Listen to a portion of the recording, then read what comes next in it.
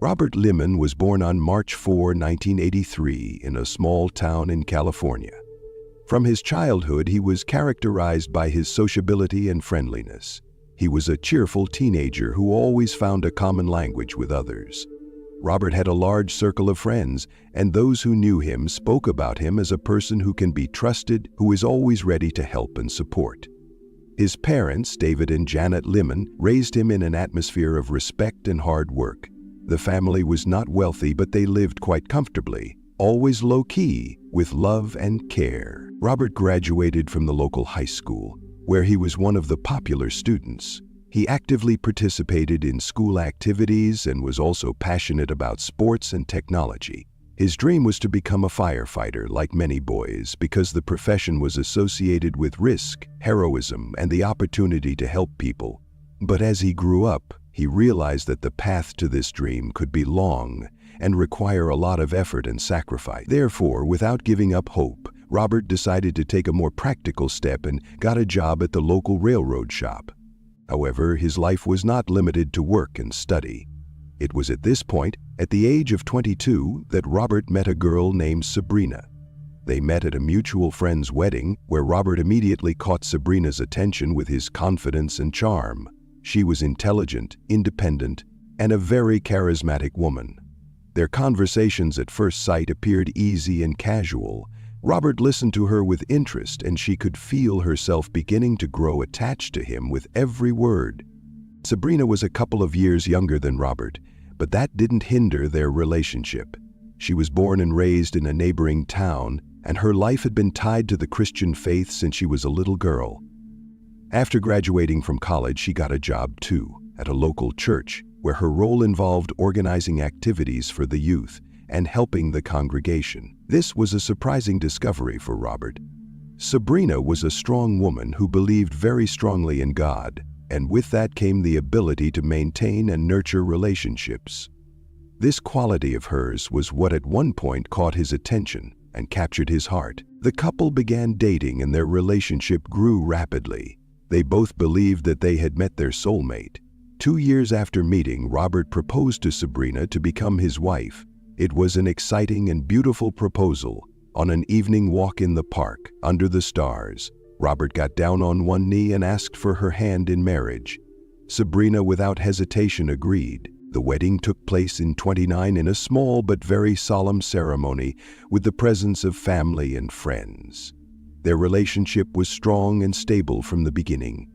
As a young family, they lived in the Silver Lakes area of California, which was the perfect place for them, a small but very cozy community where everyone knew and supported each other.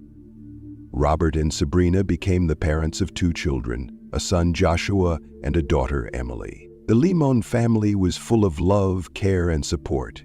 The children grew up in a supportive environment, surrounded by their parents' attention, and in an atmosphere of Christian values. Throughout the years, their lives seemed perfect. Robert continued to work as a mechanic at the local railroad station, which brought in a steady income. It was a job he loved, despite the fact that his dream of becoming a firefighter was never realized. He found fulfillment in his career, knowing that his labor was important to others and that he was part of the machinery that kept the country moving. Sabrina, for her part, was actively involved in her community. She organized volunteer projects and events, always stayed focused on helping people. While working at the church, she was one of those people who could always be called upon for advice and support. Despite their busy lives, the family always found time to relax together. Every Sunday they spent the day together, often going outdoors or attending family dinners with friends. Robert and Sabrina were an example to others, showing that it was possible to successfully combine family life with personal hobbies and careers. Every year they tried to take a vacation. For Robert and Sabrina, trips to religious places and participation in charity events were important, which further strengthened their connection to their faith and to each other. However, despite all of this, life doesn't always go according to plan. On August 17, 2014, an event occurred that shocked everyone who knew Robert Lemon. He was alone in a railroad shop in Tehachapi, California, about 135 kilometers from home, when he was suddenly the victim of an attack. The killer attacked him at a moment when Robert was unprotected and his life was ruthlessly taken. It was a fateful day that forever changed not only the lives of his family, but the entire community in which they lived. Around 9:00 a.m., when most people were just starting their workday, law enforcement received a call of a possible robbery at a BNSF warehouse located in Tehachapi, California. A company employee reported that a man was found with gunshot wounds inside the railroad shop. The signal was relayed to the nearest police station, and several patrols soon arrived on the scene. When the police reached the scene, they immediately noticed that the situation was not typical of a robbery. There was utter chaos in the warehouse room. Robert Limon was lying on the floor, and the blood marks stood out vividly against the dirty concrete. He was dressed in his work uniform, as one would expect of an employee of the local railroad company. Outwardly, the situation seemed as if the man had been at the center of something more violent than the usual criminal incident. Robert's body was in a rather gruesome condition. He had been shot twice. The first shot had gone through the stomach, but the second was fatal. A bullet fired from a large caliber weapon had penetrated his head, causing instant death. It is quite possible that Robert didn't even have time to realize what had happened. He was away from his home, on the grounds of an industrial facility where he was presumably supposed to feel safe. At first, law enforcement thought it was a robbery gone wrong. This was because the warehouse itself was located in an industrial area where other businesses operated, and the facility itself was filled with various appliances and parts. The fear of possible criminals wanting to seize a large sum of money or other valuables justified this hypothesis. However, when examining the scene and analyzing what was around, doubts arose. No valuables or documents were found. There were no obvious signs of a struggle at the scene, nor were there any signs that the killer was looking for money or valuables. All of this once again confirmed that this was something more than just a random crime. On further inspection of the area, police found several rounds of ammunition, which could also indicate a crime with a prearranged weapon. The condition of the room where the murder occurred also played an important role in understanding the events. The warehouse was semi-empty, with nothing visible that could have been used for defense or concealment. The location was most likely a random choice by the perpetrator rather than a pre-selected target. After a closer inspection of the area, CCTV cameras were found installed around the perimeter of the industrial park where the warehouse was located. Police immediately decided that this could be a crucial clue to solving the crime. They requested access to the footage in order to study the footage, to draw conclusions about the possible movements of the person who was near the murder scene. CCTV cameras could allow them to establish who was in the area at the time of the crime. In the meantime, the investigation continued to develop, and soon the police decided to notify Robert Limon's family of the tragic news. At first, it was hard to believe what had happened. Sabrina Limon, Robert's wife, was shocked by the news. She, like everyone who knew her and Robert, could not imagine that something like this could have happened to them. Their family was an example of a perfect life. 2 children, stable jobs, a friendly atmosphere. Everyone who knew them said they were a wonderful couple, and their family was cared for by the entire community. Sabrina, when she heard this terrible news, was instantly speechless. At the time of the notification of her husband's death, she was at home doing household chores. Her shock was evident, and her reaction was genuine. She couldn't believe this had happened to Robert, and her eyes clearly read not only confusion, but also anger that someone had taken her husband's life. She immediately began to support the children, trying to explain to them what had happened, although she herself was clearly at a loss as to how to live her life. When news of Robert Limon's murder spread, neighbors and friends were shocked. No one could believe that anyone could wish such a kind and decent man dead. Robert was known among his loved ones as a man with an open and kind heart, always ready to help. He and Sabrina seemed like the perfect couple. Their relationship was an example to many. Everyone who knew them spoke of a strong family supporting each other. Those close to them claimed that they always looked happy and harmonious, that their marriage was filled with love and mutual understanding. Many emphasized that Robert was a good husband and father, and his relations with his children and others were always warm and caring. But despite the outward idyll, No one knew what was going on in their private life behind closed doors, and what could be hiding behind this flawless picture. Robert's family couldn't understand who could have caused him such pain. Lots of people expressed condolences and offered their support. When police began investigating Robert Lemon's murder, several key points immediately caught their attention. One of the first steps investigators took was to obtain video footage from surveillance cameras installed in the industrial complex around the railroad depot in Tehachapi where the crime occurred. Those cameras could have captured the moment of the crime, and they did. The footage showed a suspicious motorcyclist who appeared near the depot on the day of the murder. The police noticed this footage because the motorcycle in the industrial area was prominent and could probably belong to the killer. However, at the time, the police could not definitively say that this was the crime, as the only data they had was an image of a motorcyclist moving in the area of the warehouse complex. Still, the footage was an important first step that gave police a direction for further searches. Investigators began gathering information, which was unusual for an investigation of this kind. They decided to focus not only on the physical evidence, but also on the more personal side of Robert and Sabrina Lemon's lives. After investigating the family circumstances, the police soon discovered that Sabrina Lemon was having an affair with 24-year-old Jonathan Hearn, a local firefighter known for his religiosity and good reputation in the community. This relationship was at first glance completely unnoticed, as the couple behaved quite normally in public places, and no one would have thought that there was something more lurking behind the closed doors of their lives. However, as soon as the police learned of the affair between Sabrina and Jonathan, they began to investigate his phone records. Once in the possession of the investigation, these records yielded shocking data. Thousands of messages and calls were found in their phones, confirming their close relationship. This fact was important enough to alert investigators to the personal connections between the suspects and bring new details to the investigation. The seemingly obvious connection between Sabrina and Jonathan opened new possibilities for understanding the motive of the murder, but at the same time left questions requiring additional evidence. Nevertheless, one aspect of Jonathan's behavior became even more suspicious. Despite the huge number of calls and messages in the previous days, his phone had not been used on the day of Robert Lemon's murder. This fact was quite strange and contrary to the normal practices of people involved in such a complex relationship.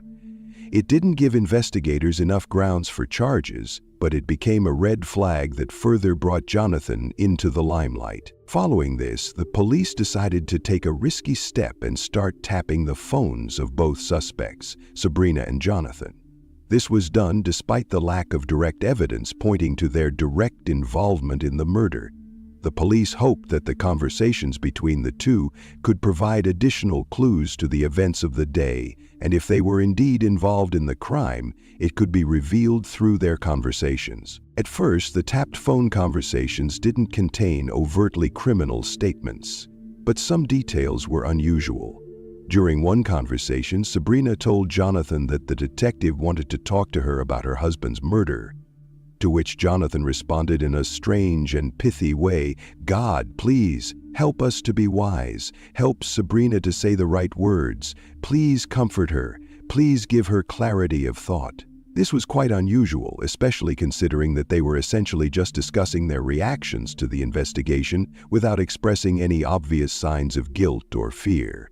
However, their words, which addressed religious themes and included prayers, struck investigators as odd, especially in light of the fact that Robert Lemon's murder had not been solved, and the conversation itself remained essentially unclear. Police continued to examine the phone data and discovered more conversations in which Jonathan and Sabrina discussed their next steps. These conversations did not provide direct evidence of guilt, but the couple's behavior seemed odd and somewhat unnatural for people in such a stressful situation. They were clearly trying to keep their cool, but their strange conversations and constant references to religious topics seemed to the investigators to be an attempt to hide the real state of affairs. It was this excessive calmness and strange confidence in their words that began to alarm them. Thus, although suspicions began to develop, neither Sabrina nor Jonathan could yet be charged with certainty. All the clues that led investigators to them only pointed to possible involvement, but did not provide a definitive answer.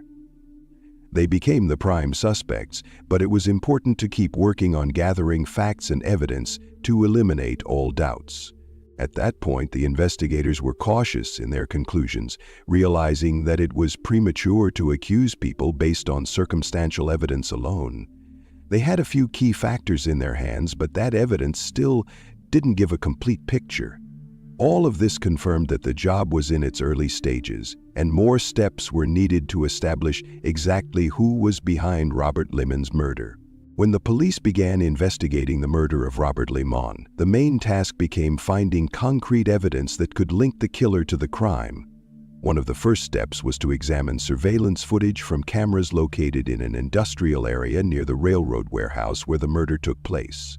The cameras captured a suspicious motorcyclist who appeared at the scene on the day of the murder. The motorcycle, as well as the man's actions, raised considerable questions for investigators, as his behavior in an area with limited access and few people was atypical.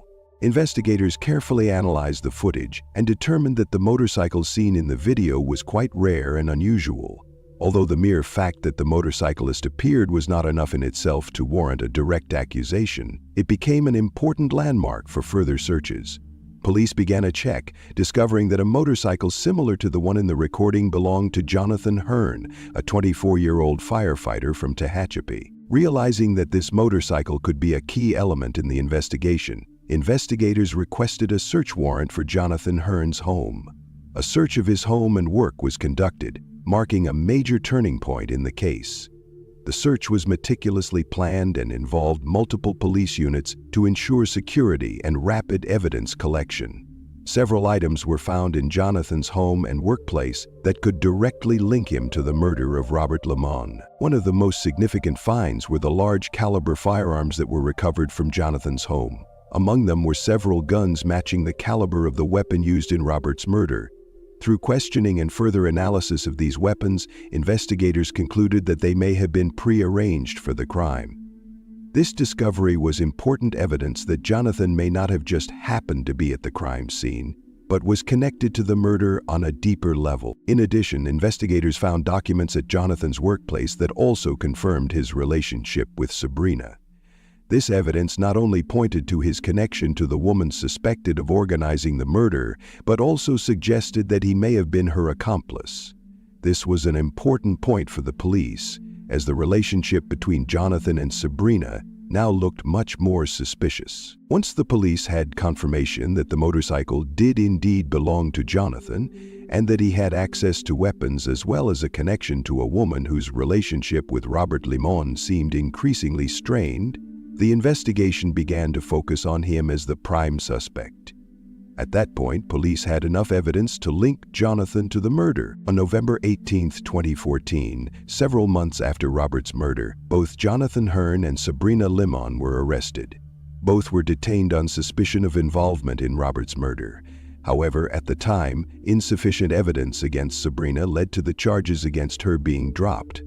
The police could not confirm her involvement in the crime, despite the existence of evidence to prove her involvement with Jonathan. However, despite the dropping of charges, the investigation continued, and investigators kept trying to find additional evidence. Meanwhile, the relationship between Sabrina and Jonathan continued to grow, but it also became even more strained.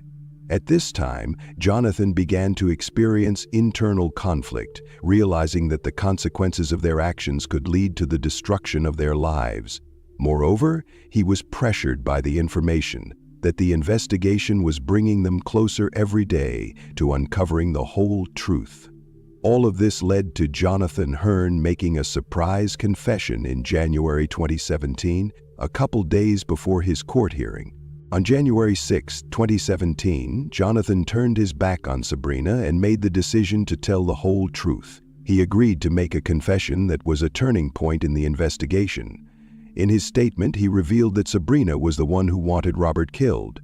According to Jonathan, she could not divorce Robert because divorce would have ruined her social standing. This statement shook up the whole case, as it not only confirmed her involvement, but also revealed her motive. Sabrina, according to Jonathan's version, could not allow her marriage to Robert to dissolve because it would jeopardize her reputation in the community, where she was praised as an example of a perfect wife and mother. After the arrest of Jonathan Hearn, who testified, police and prosecutors came to the clear conclusion that he was involved in Robert Lemon's murder. His confession was the deciding factor, and he was soon formally arrested. Jonathan explained that the murder was organized at the request of Sabrina, who could not afford a divorce because it would destroy her social status. His testimony and the evidence collected finally convinced the investigation that Sabrina was the one who initiated the crime. It took several years after Jonathan's arrest before Sabrina Lemon was apprehended. Although there was not initially enough evidence to arrest her, Jonathan's confession, as well as other evidence related to her involvement in the murder, left no doubt about her guilt. Thus, by the time she was apprehended, the investigation was already fully convinced of her role in the crime. The trial against Jonathan Hearn began in January 2017, several years after his arrest. His confession to the murder of Robert Lemon played a key role in the unfolding of the trial. But the process was not straightforward. Prosecutors and defense attorneys fought an uphill battle trying to determine Jonathan's degree of guilt and his involvement in the crime. In his confession, Jonathan stated that he committed the murder under pressure from Sabrina Lemon, who could not allow her husband to divorce her because it would destroy her social status in their community. He claimed she convinced him to help her get rid of Robert. During the trial, the prosecution adduced evidence relating to Jonathan's personal effects, including weapons found in his home and his presence at the scene of the crime as recorded by CCTV cameras. It was significant that Jonathan was not only present at the scene of the crime, but was actively involved in its preparation. Under the pressure of evidence and testimony, he pleaded guilty to a lesser charge, agreeing to a plea deal with prosecutors in exchange for his cooperation and assistance in convicting Sabrina Lemon. Throughout his trial, Jonathan appeared remorseful. His attorneys tried to soften his sentence, claiming that he was merely a pawn in the hands of Sabrina, who manipulated him to her advantage. Given that Jonathan agreed to cooperate with law enforcement and provide key testimony against Sabrina, the prosecution offered him a lighter sentence. Sabrina Lemon's trial began in early 2018, several years after Jonathan's arrest. She initially denied her involvement in Robert's murder, but the trial, based on Jonathan's testimony as well as the evidence gathered, was a major blow to her defense. Sabrina maintained throughout the trial that she had no part in the murder and that her relationship with Jonathan was purely personal and unrelated to the crime. However, the evidence obtained during the investigation left no doubt about her involvement in the conspiracy. The testimony of Jonathan, who claimed that she was the initiator of the murder, as well as his participation in the preparation of the crime, became the main arguments of the prosecution. The court paid special attention to motive. Sabrina, according to the prosecution, could not accept a divorce from Robert because it would undermine her reputation and social standing. Thus, motive was not only related to personal relationships, but also to social status. The testimony of Jonathan, who described how Sabrina manipulated him, proved to be the deciding factor. Despite this, Sabrina insisted on her innocence and claimed that she did not know Jonathan could go to such extreme measures. Forensic experts also pointed to her calm demeanor after the murder, which, according to the prosecution, was further evidence of her involvement in the crime. However, Sabrina's defense tried to argue that her behavior was simply a manifestation of shock and not evidence of guilt. On January 25, 2017, a court in Tehachapi found Jonathan Hearn guilty of committing the murder of Robert Lemon. He was found guilty of first-degree murder with mitigating circumstances for pleading guilty and cooperating with law enforcement. The court considered mitigating factors such as his confession and assistance in the conviction of Sabrina Lemon. On February 6, 2017, the court sentenced Jonathan Hearn to 25 years and 4 months in prison, including time spent in custody. On January 10, 2018, the court in Tehachapi found Sabrina Lemon guilty of murdering her husband Robert Lemon based on evidence gathered during the investigation as well as the testimony of Jonathan Hearn.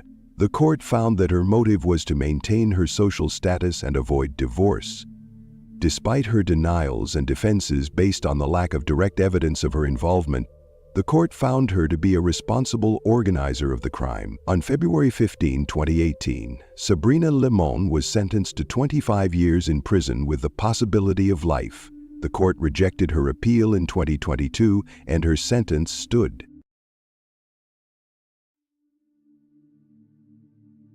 Morgan Dana Harrington was born on July 24, 1989, in the American city of Charlottesville, Virginia. She was the only child in the family, and her parents, Daniel and Judy Harrington, always tried to create a strong and stable family for their daughter. Morgan was described as a kind, open, and responsible girl with a bright sense of humor and loving to support her friends. The Harrington family was close and supported each other in every endeavor. As an only child, Morgan always found support in her parents, and it was with them that she spent a lot of time traveling and participating in family activities. Learning for Morgan was an important part of her life. She attended a local school where she was popular with her peers. One of her hobbies was sports. She ran track and was a member of the school's track team. However, apart from being physically active, Morgan was also a talented student, striving to do well in her studies. Despite her natural friendliness and charisma, she always paid attention to her success in school and took the time to study. In 2007, after graduating from high school, Morgan enrolled at the University of Virginia to study psychology. She chose this discipline because she has always been interested in people's behavior and the way they perceive the world. At university, she continued to prove herself as an ambitious and driven student, participating in various activities and always maintaining an active lifestyle. In addition to her studies, Morgan had a passion for music and traveling. She often attended concerts, followed new music bands, and was a big fan of rock music. This passion made her especially happy when she could enjoy live performances of her favorite artists. Morgan had a wide circle of friends with whom she shared her interests and loved spending time. For her, music was not just a hobby but an important part of her life, a source of inspiration and a way to express herself. October 17, 2009 was the day that would change the lives of her family and friends forever. Morgan and 3 of her close friends, including her friend Tiffany, decided to go to a Metallica concert in Charlottesville. The band Metallica was at the height of their popularity, and the event had long been something they all looked forward to. For Morgan, it wasn't just a concert, but a chance to spend an evening with friends, enjoy the music, and relax. She was excited about the upcoming event and, like many of her peers, couldn't wait to see her favorite band live. That night, the band gathered around 7 p.m. and they traveled to John Paul Jones Arena, located on the campus of the University of Virginia. Morgan, as well as her friends, felt that this was going to be a night they would all remember for a long time. The Metallica concert promised to be exciting, and the atmosphere around the arena was full of excitement and anticipation. However, it started as usual in a cheerful and carefree atmosphere. They all entered the arena, took their seats, and the concert started. Morgan was at her best, enjoying the music and socializing with her friends. But just before the start of the main show, while a warm-up act was still playing in the arena, Morgan informed her friends that she needed to use the restroom. Although there were over 18 women's restrooms in the arena itself, she suddenly decided to go outside, despite having plenty of facilities inside. It soon became clear that this decision would lead to tragic consequences. There was a strict no-return policy in place when leaving the arena, which meant that people who left the facility could not go back inside. Morgan told her friends that she was not allowed back into the venue and that she would find a way to get home. At that point, no one noticed that her words could mean more than that. She assured them that there was no need to worry and that she would make it through. At 8:48 p.m., friends tried to call her cell phone.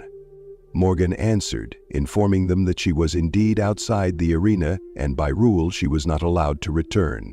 She assured them that she would find a way back home, no need to worry. Those words were the last words she said to her friends. However, as time passed, Morgan never returned and her friends began to worry. Around 9:30 p.m., passing people on the street saw her for the last time. At this point, her friends began to panic when they realized that she had disappeared. This disappearance caused quite a commotion, as at first glance it was something out of the ordinary. Morgan was known for her responsible behavior and would not just disappear without explanation. Her disappearance attracted the attention of not only the locals, but also law enforcement, who immediately started searching for her. Time passed, but to no avail. That evening became fatal for Morgan, and her disappearance became a mystery requiring immediate resolution. The disappearance of Morgan Harrington, which caused a wave of anxiety and disorientation in her surroundings, was the beginning of a long and complicated investigation. When the police began their work, several versions of events immediately emerged, but at the time none of them could provide a clear answer to the question of what had actually happened to the girl. In the first hours of the disappearance, none of the explanations seemed true, as there were no key clues and no body that could shed light on the tragedy. After Morgan did not return for several hours, her friends and family contacted the police. First of all, law enforcers speculated that the girl could have just been unlucky. She could have gotten lost or lost her bearings after leaving the arena. At the time, there was no evidence of violence, and police searched for her based on the simplest of hypotheses, such as a random missing person or a possible failed attempt to find transportation home. That all changed, however, when eyewitness accounts began to come in. According to 2 eyewitnesses, Morgan was seen on a bridge near the arena in the company of 3 men. These testimonies immediately forced the investigation to focus on a more disturbing version, a possible kidnapping. It became clear that the girl could not have simply gotten lost if she was seen with people she did not know. The police began to look for connections between this fact and her subsequent disappearance. Of additional concern was the fact that Morgan had told her friends that she would be looking for a way to get home.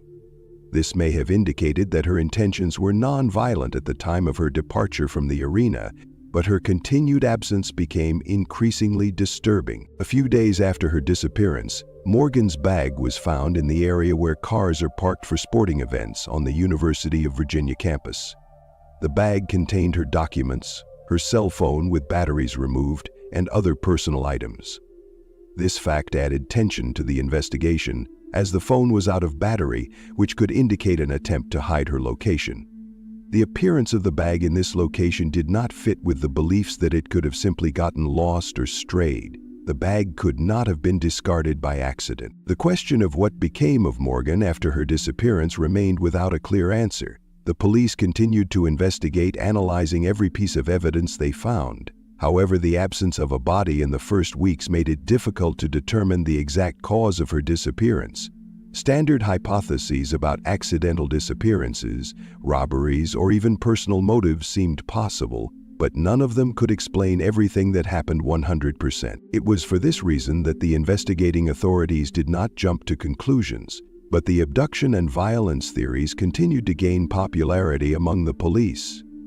However, everything changed when on January 26, 2010, several months after her disappearance, Morgan's body was found. The body was found in a remote area on a 742-acre, about 3 divided by 2, farm that was more than 1.5 miles from the nearest road access. The area was inaccessible and almost unremarkable, making it suitable for a hidden burial.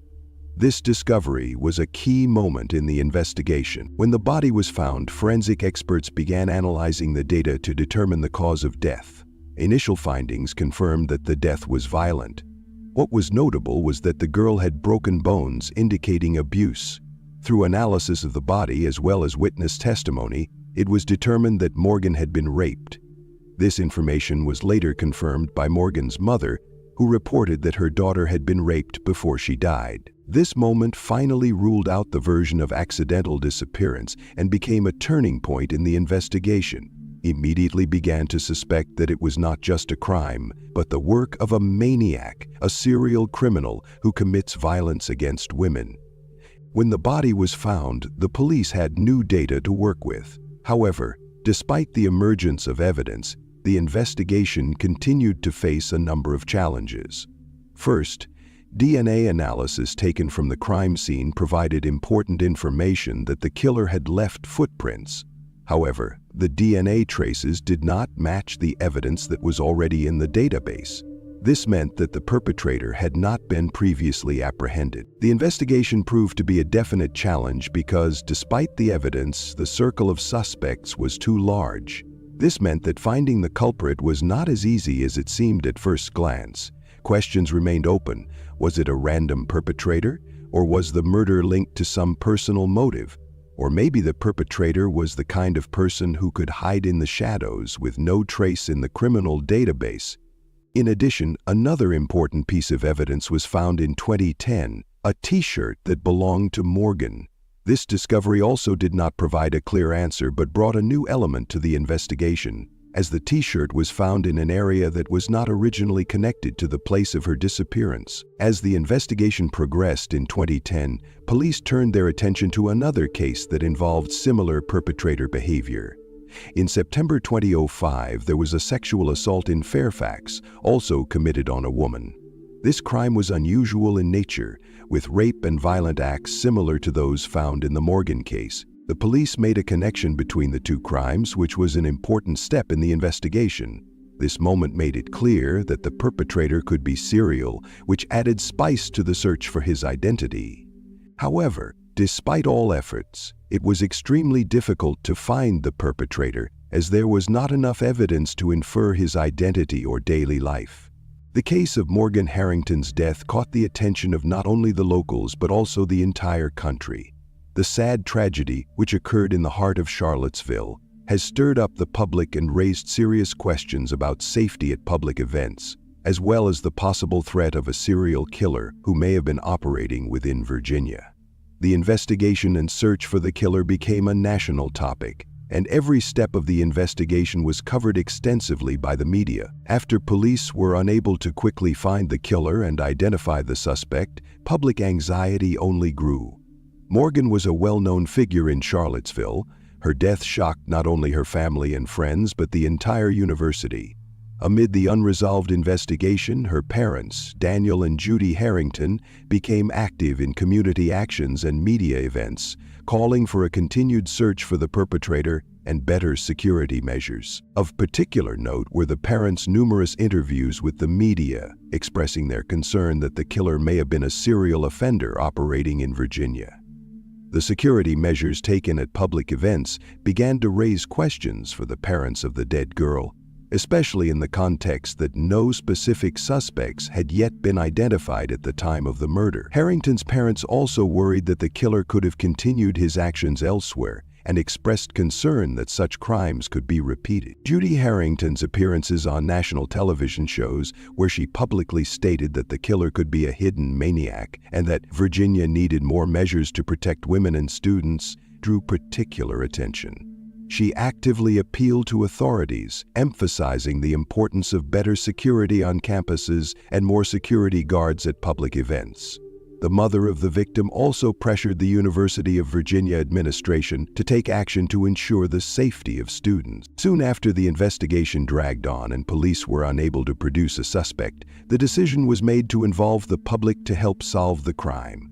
Charlottesville authorities, realizing how important it was to maintain public trust and mobilize people to come forward with new information, put out a reward for information that could lead to the capture of the killer. Concerned residents of the city and entire groups of University of Virginia students actively supported the investigation by distributing flyers, organizing rallies, and even participating in protests. The reward for information that could help solve the case attracted the attention of not only locals but also people across the country.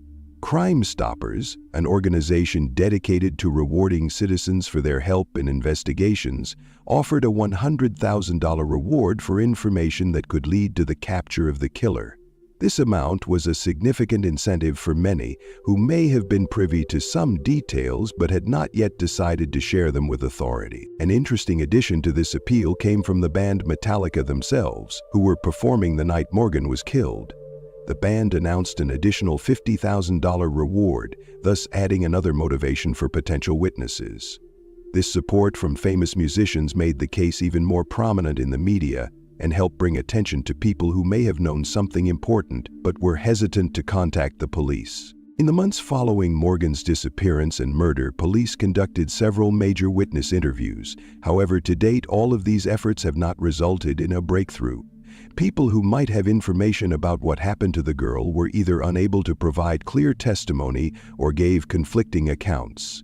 The police were actively working the evidence and keeping an eye out for possible suspects, but no clear suspect was identified at the time. Much time was spent analyzing and reviewing the testimony of people who had seen Morgan at the time of her disappearance. However, witnesses who claimed to have seen her with 3 men were never able to give clear descriptions that matched one specific person. By the time several months had passed since the disappearance, the investigation had virtually stalled, and investigators were unable to determine exactly who might have been responsible for the crime. In parallel, the police continued to gather new evidence, and amid growing pressure and public concern, the investigation gradually took new twists and turns. At that point, however, the crime remained unsolved, despite extensive investigative work and public engagement efforts. But in 2014, an event occurred that changed the entire picture of the investigation. Despite efforts and significant public engagement, Morgan Harrington's death remained among the unsolved crimes. In 2014, a new crime occurred that caught the attention of the investigating team. However, while it was yet to be revealed exactly how this incident related to Morgan's case, its occurrence opened up new vistas in the search for the culprit. Complex and convoluted investigative efforts that had been going on for several years suddenly began to bear fruit in 2014, when a case that seemed to have no connection to Morgan Harrington's case actually became a crucial turning point in the search for her killer.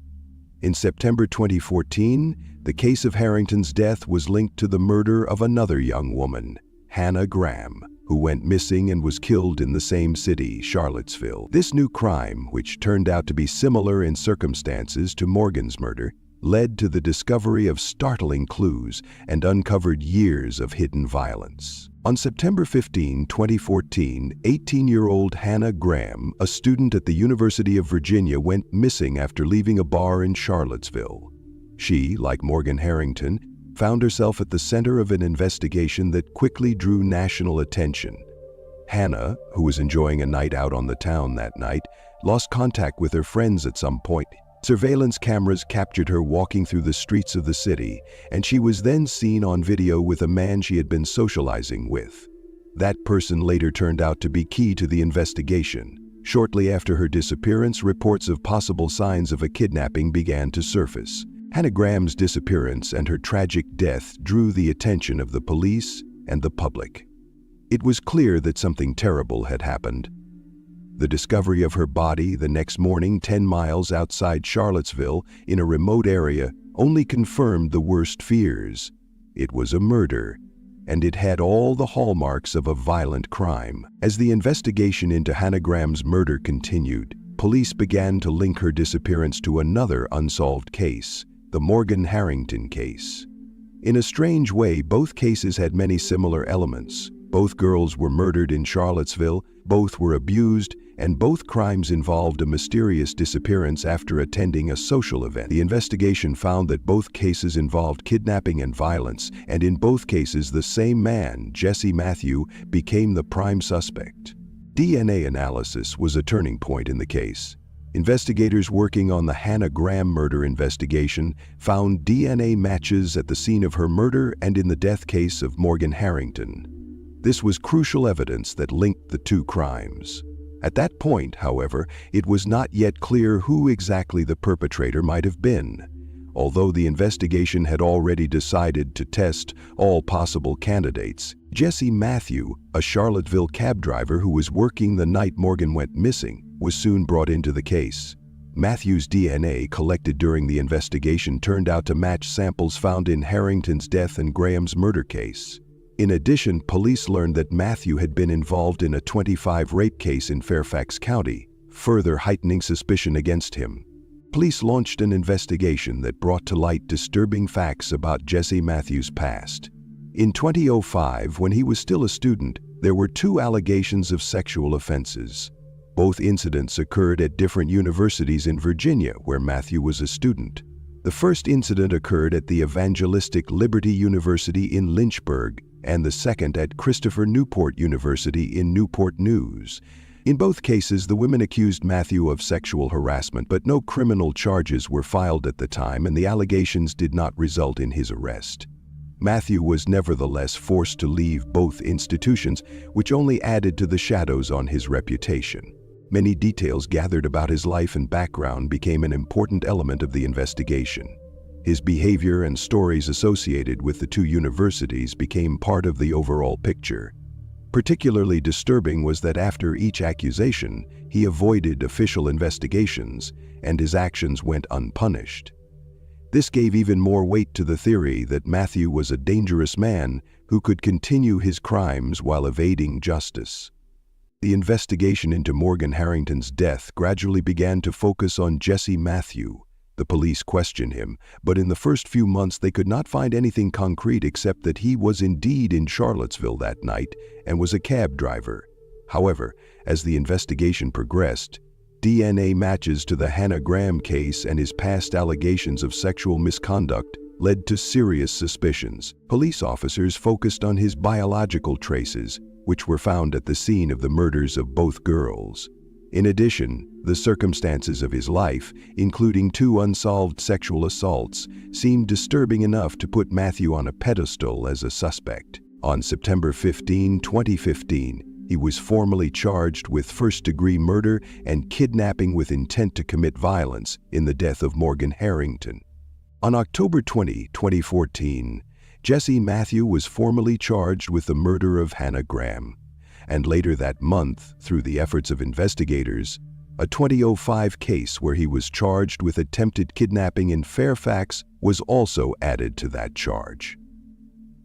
These charges quickly led to further investigation into his connection to the Morgan Harrington case. With each new discovery, the investigation moved steadily toward the point where a murder charge against Harrington became inevitable. In 2015, Matthew was formally charged with murder and kidnapping with intent to commit violence, marking the end of a years-long investigation. He was arrested and brought to trial. After years of investigation and evidence gathering, Jesse Matthew finally found himself at the center of a trial. His crimes, committed in 2015, 2019, and 2014, were widely publicized and garnered national attention. The complex and emotionally charged trial, in which the defense and prosecution converged, was the culmination of years of investigation, and in the end, a major decision was made at trial. Jesse Matthew's trial began with a pre-trial hearing where his attorneys, in an attempt to mitigate the possible punishment, tried to argue that the defendant could not be sentenced to the most severe punishment. Matthew's lawyers argued that his actions could show signs of mental disorders, which could be taken into account as a mitigating circumstance. However, the court, after hearing the testimony of experts and the parents of both victims, left these arguments unheeded, as there were clear signs of consciousness and maliciousness of his actions. The prosecution, for its part, presented powerful evidence, including DNA matches, witness testimony, and personal testimony from the victims' parents, who detailed how their daughters' deaths changed their lives. State prosecutors particularly emphasized the fact that Jesse Matthew had already been charged with other sex crimes before he committed the murders of Hannah Graham and Morgan Harrington, and that his actions were maniacal in nature. Prosecutors emphasized that his behavior was a clear sign of a serial offender and that he should receive punishment commensurate with the severity of the crimes. Matthew's defense attorneys tried throughout the trial to reduce the degree of his guilt. They argued that the defendant may have been mentally ill at the time of the crimes, which could have influenced his actions. The defense tried to challenge some of the evidence regarding DNA matches, and by citing previous criminal cases where the charges were not upheld in court, tried to build a line of defense, regardless of how hard the crime was proven, that Matthew would not have been convicted if he had been dealt with even earlier. In their speech, the defense attorneys called for a lighter sentence, citing possible personality disorder, but this failed to impress the judges. The trial concluded with Jesse Matthews' surprise decision to plead guilty to both murders. On March 2, 2016, he confessed to the murders of Hannah Graham and Morgan Harrington, a significant step in the trial. This guilty plea meant that the parties came to an agreement on punishment. In exchange for the guilty plea, Jesse Matthew agreed not to appeal the sentence, which simplified the process and allowed for a quicker final verdict. As a result of the trial, on March 2, 2016, the court found Jesse Matthew guilty of the murder of Hannah Graham in 2014 and the murder of Morgan Harrington in 2009. The court also found him guilty of the rape and kidnapping of both girls. On March 2, 2016, a court in Charlottesville, Virginia, found Jesse Matthew guilty of the murders of Hannah Graham and Morgan Harrington and of committing kidnapping with intent to commit violence. He was sentenced to 4 consecutive life terms without parole. Matthew also agreed to the terms of the plea agreement, waiving his right to appeal, which meant his sentence was not subject to change, and he was to spend the rest of his life in prison with no possibility of release on health grounds. The judge noted that the sentencing decision was based on the seriousness of the crimes committed, as well as the defendant's guilty plea. Charles William Singer, known among acquaintances as Butch, was born in 1968 in a small town in Florida. His childhood was spent in an ordinary American family where considerable emphasis was placed on family values and work ethic. Charles was the eldest of 3 children, and although he was not an outstanding student, he was always characterized by his hard work ethic and pursuit of practical knowledge. During his school years, he was fond of sports games, especially soccer and baseball, where he showed leadership qualities and gained the respect of his peers. Despite his physical attributes and athletic success, studying was not easy for him, and he preferred to do more with his hands than sit behind books. After graduating from high school, Charles enrolled in college, but his academic career was not a long one. He soon realized that a traditional education would not be satisfying and decided to focus on practical skills. He got a job with a boat manufacturing company and then went to work at the Sea Ray Boats plant in Palm Coast, where he became a machinist and assembly specialist. This period was an important stage in his life, as Charles not only learned new skills but also made many business and personal contacts. It was here that he met his first wife and built his life. His first marriage was to a woman named Jane, with whom he lived for several years before they separated. This marriage began in the late 1980s when Charles was younger and full of ambition. However, as his blindness progressed and his health deteriorated, the relationship began to deteriorate. Jane was unable to cope with the changed dynamics of their lives, and Charles in turn found himself increasingly dependent on her. Eventually, they decided to divorce, leaving Charles alone. He was forced to adapt to the new reality, which was not easy for a man accustomed to physical labor and independence. His life before he met Dorothy Singer had been relatively peaceful, but everything changed the moment he met her. Dorothy was a middle-aged woman with an already not entirely prosperous marriage under her belt. She, like Charles, had been through several life crises, including divorce and relationship difficulties with ex-husbands. Although Dorothy was not a famous person, she was attracted to the idea of family and stability. Their meeting was the beginning of a new chapter in Charles' life. When they met, Charles, despite his disability, was still a man of strong character. Dorothy, on the other hand, was an attractive and confident woman who quickly gained his trust. They had a significant age gap, but this was no barrier to their relationship. Charles saw in Dorothy the care and attention he had lacked in recent years.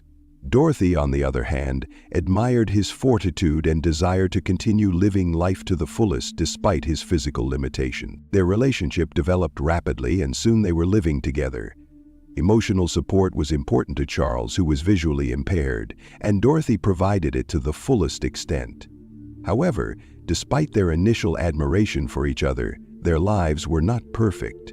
Charles' problems adjusting to his disability began to worsen, and his dependence on Dorothy increased. Charles was forced to rely on her for many things, from household management to financial matters, which became a source of tension. Dorothy, on the other hand, began to struggle in her role as a caring spouse. Although she also experienced her own personal difficulties, her tolerance for Charles's growing physical and emotional needs began to wane. As time went on, her patience wore thin, and she became increasingly irritable and dissatisfied. Quarrels between them became more and more frequent, especially when Charles felt a strong sense of powerlessness because of his disability. His behavior became increasingly irritable, and against this backdrop, Dorothy began to feel overwhelmed. Instead of finding ways to support each other, their relationship became filled with frustration and mutual recriminations. Dorothy began to complain about him to her friends and family, claiming that his dependence on her was becoming excessive. Charles, in turn, suffered from feelings of helplessness and resentment that his life was so limited. Nevertheless, despite the growing tension, they did consummate the marriage. For Charles, it was an attempt to find stability, and for Dorothy, a chance to create a new family arrangement. However, the marriage was soon jeopardized and the problems between them began to pile up. With each passing year, their life together became more and more difficult. Charles felt more and more dependent on his wife, and Dorothy was less and less able to tolerate this dependence. Their lives could not help but reflect the difficult questions they faced. How to balance caring for a sick person with maintaining their own well-being. Dorothy was increasingly dissatisfied and made no secret of the emotional and physical strain she was under. This was set against a backdrop of growing quarrels and resentment, which only intensified with each passing year. The tragic moment in their lives came when Charles disappeared. The relationship between the couple had reached its breaking point, and the growing tension probably played a part in the event. When his sister failed to receive the usual messages from him and noticed that her correspondence with him had become unusual, she became concerned. On March 23, 2017, concerned about his disappearance, she filed a missing persons report with the police, which was the beginning of an investigation that would soon reveal the horrific circumstances. After Charles Singer's sister reported him missing to the police on March 23, 2017, investigative efforts began by interviewing Charles's colleagues at work. It turned out that he had not shown up for work since February 8-9, which seemed strange to the police as it was quite a long absence. His co-workers could not explain why Charles was not at work or in contact with them. This made the investigators suspicious, and they decided to investigate further, starting with an inspection of the house. The police went to the house where Charles lived with Dorothy. The house was located in the village of Bunnell, and at first glance it looked ordinary, no different from any other house in the area. When the investigators went inside, they immediately noticed that the house was neatly cleaned. This attracted attention because, according to Charles's relatives and acquaintances, his life was not particularly routine, and the house probably should have had some traces of ordinary home life. In addition, there were other items in the house that might have been of significance to the investigation. Among them were recently purchased cleaning supplies and packages of mothballs, which was not significant evidence, but prompted investigators to speculate as to what they had recently been purchased for. Did Dorothy want to clean the house after her husband left to start a new life? Or was she trying to cover some traces? At that point, it was uncertain as to their connection to Charles' disappearance. Such items could have been used for many different purposes, and at this stage, the investigation did not conclude that they were necessarily connected to the disappearance. After inspecting the house, the investigators interviewed Dorothy Singer. She was the only person who was thought to be able to provide an explanation for Charles's disappearance. Dorothy testified that there had been an argument between her and Charles. According to her, the quarrel arose because Charles had put her in a corner, and she felt that she could no longer tolerate his behavior. At one point, according to her account, Charles raised his hand at her, which was a defining moment for her. Dorothy claimed that after this altercation, she gave Charles an ultimatum. Either he would leave the house or she would report him to the police. She added that Charles packed up his personal belongings, took his phone, money, and his family debit card, and left the house. There were many details in her story that looked logical at first glance, but investigators began to notice that some points didn't quite match up with what was actually happening. For example, Dorothy claimed that Charles left the house and took all of his belongings with him, but investigators noted that there was no report of his whereabouts or any action on his part after that. Although Dorothy seemed calm, her testimony began to raise suspicions among investigators. They began to note that some of her statements were not entirely consistent with what they could observe at the scene. The house had been cleaned, but had it remained that way throughout the weeks Charles had been out of contact? This prompted police to further verify her statement and investigate any possible contradictions. Investigators decided to continue their investigation, checking for any details that could shed light on what happened. The ambiguities in Dorothy's story led them to investigate the house more thoroughly and pay attention to all the little details that could be a clue. At this point, however, the investigation did not yet have enough evidence to draw definitive conclusions about what had happened. At this stage, the investigation was just beginning. The police continued to gather information and verify details that could shed light on the disappearance of Charles Singer. The house, its contents, and Dorothy Singer's testimony became the main points of further investigation. With each minute, each new step of the investigation, the questions became more and more complex, and each new fact required careful analysis. After the initial interrogation of Dorothy Singer and a tour of their shared home, the investigation was left with questions that needed to be scrutinized.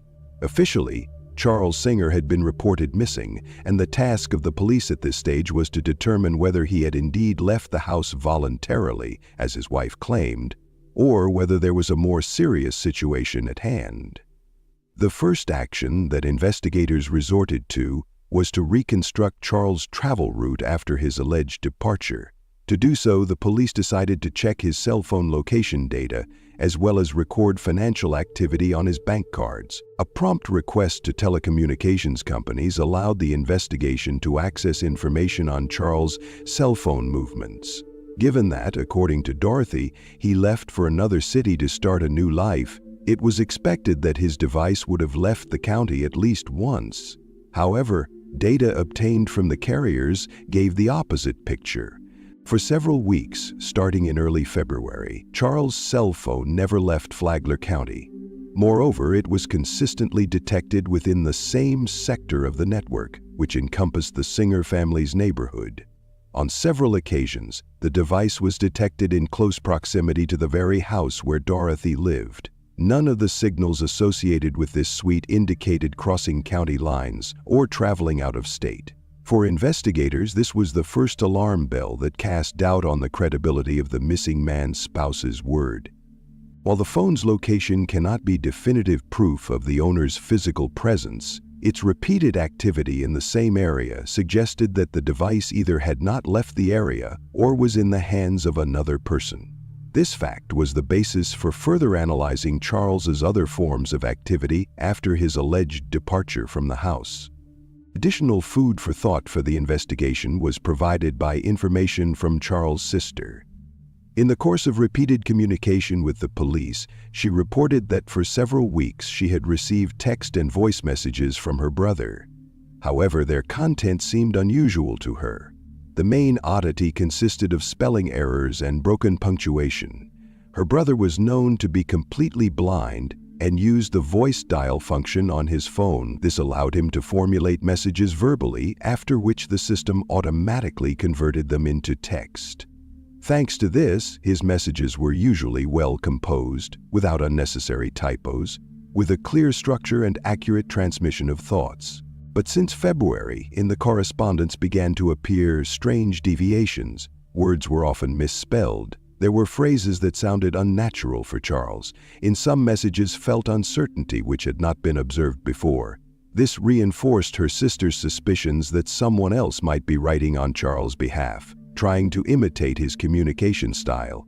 There were no voice calls, video calls, or face-to-face meetings.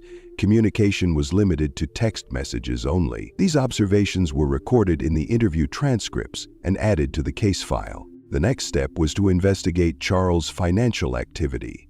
Dorothy claimed that her husband had left home, taking with him his cell phone, personal items, and a debit card from a joint bank account. To confirm or deny this information, investigators contacted the bank that handled the Singer family account. It was clear from the bank statement that Charles' card continued to be used even after he left the house. Transactions for small amounts at convenience stores such as grocery chains, hardware stores, and pharmacies were recorded.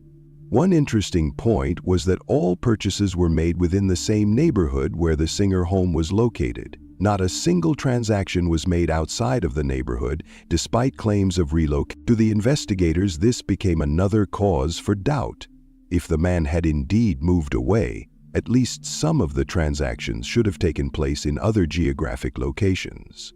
In addition, given that it was a debit card, it was assumed that it was either used by Charles himself or someone with access to it. Having obtained details of when and where specific purchases were made, police made inquiries at a number of retail outlets where card activity had been recorded. The task of the investigation was to establish who exactly made purchases on the dates and hours indicated on the account statement. Store administrators were provided with surveillance video footage that covered the checkout areas and entrances to the premises. The footage was seized and sent for analysis. Reviewing the videos took time, but it was essential to confirm or deny whether Charles had actually used his card as his wife claimed. At this stage, the investigation made no official statements, limiting itself to an internal analysis of the information gathered. However, even before the completion of the study of the video recordings, investigators began to suspect that the version of Charles' voluntary departure from the house was increasingly losing credibility. By this point, the investigation had progressed significantly. Initially dealing with a missing persons report, investigators now had a number of facts that needed serious verification. Inconsistencies in Dorothy's story, Charles's unconfirmed actions after he left, his phone and card activity, and physical evidence in the house all indicated that the picture of what had happened was more complicated than it appeared at first glance. A key turning point in the investigation into Charles Singer's disappearance was the results of analyzing video footage obtained from stores that had previously recorded his bank card activity. Investigators obtained footage from surveillance cameras covering the checkout areas and scrutinized each piece corresponding to the time and location of the transactions. The footage from several cameras clearly showed Dorothy Singer. It was she who made purchases, paying for them with the same card, which, according to her, was taken by Charles when he allegedly left the house. The recording of Dorothy's use of the card was strong evidence that her testimony was unreliable. This discovery caused the investigators to revisit the house and continue their search of the property and grounds. The goal was specific: to find direct evidence that Charles's personal belongings, including his cell phone and bank card, had never actually left the confines of the house. On April 7, 2017, police again arrived at the Pine Tree Lane home to conduct a second search. Particular attention was paid to areas that may have previously been overlooked: outbuildings, sheds, basements, and the street area. On this day, a new and extremely important piece of evidence was discovered: a firearm. The gun was in the house, in a box of household goods, and on first inspection it was thought might not have attracted attention. Now it was seized as an item subject to forensic analysis. The gun found was sent to a laboratory for forensic analysis.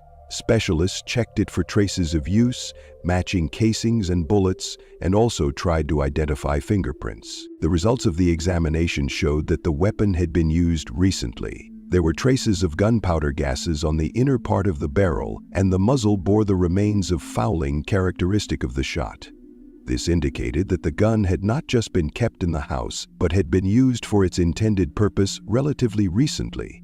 However, no fingerprints could be found on it. The grip and other surfaces of the gun had been thoroughly cleaned, or did not contain sufficient skin oils to permit identification. While the lack of prints did not directly link the gun to anyone living in the house, the fact that it was used became key. At the time, the investigation did not yet have access to Charles's body and did not have the ability to match the gun to a specific violent act. However, the mere presence of a loaded and recently used gun in the home of a man reported missing raised obvious questions. 4 days after the second search, on April 11, 2017, investigators discovered something that definitively changed the direction of the investigation.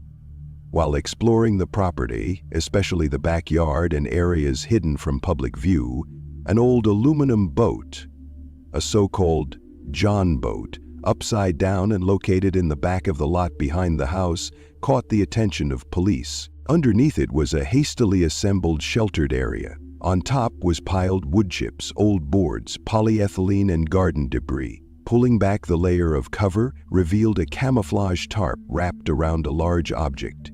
Inside was a body wrapped in a pillow, blanket, and thick cloth. A box of mothballs was placed nearby, probably to mask the odor. Forensics quickly determined that the body found was that of Charles Singer. The degree of decomposition was consistent with the time frame of the disappearance, about 2 months. This clearly refuted the theory that Charles had left the house voluntarily. The body was within the property, which had been under Dorothy's control all along. The coroner's office proceeded to determine the cause of death. During the examination, 5 gunshot wounds were noted, 4 in the head area and 1 in the chest. Comparative ballistic analysis between the gun found on April 7 and bullet channels in the body of Charles showed a complete match. It was the gun that was used in the shooting. Thus, the connection between the gun found and Charles' body was documented and scientifically confirmed. After the discovery of the body, the police began round-the-clock surveillance of Dorothy Singer. Investigators already had probable cause to believe she was involved in the incident. In addition, intelligence information indicated that Dorothy may have been taking steps to escape, especially in the face of increasing police pressure. She was recorded moving around the neighborhood, collecting belongings, and having contact with individuals outside of her normal social circle. On November 20, 2017, 7 months after the discovery of the body, the Flagler County Task Force, in cooperation with St. John's colleagues, apprehended Dorothy Singer on State A1A as she drove out of the county. The apprehension occurred without resistance. Personal belongings, documents, cash, and necessities were found in her vehicle, all indicating that she was in preparation to flee. After being apprehended, she was taken to the St. John's County Jail and then extradited back to Flagler County, where she was formally charged. After Dorothy Singer was arrested and the initial investigative phase was completed, the evidence collected was turned over to the Flagler County Prosecutor's Office. The indictment included numerous counts, among which the key charge was first-degree murder.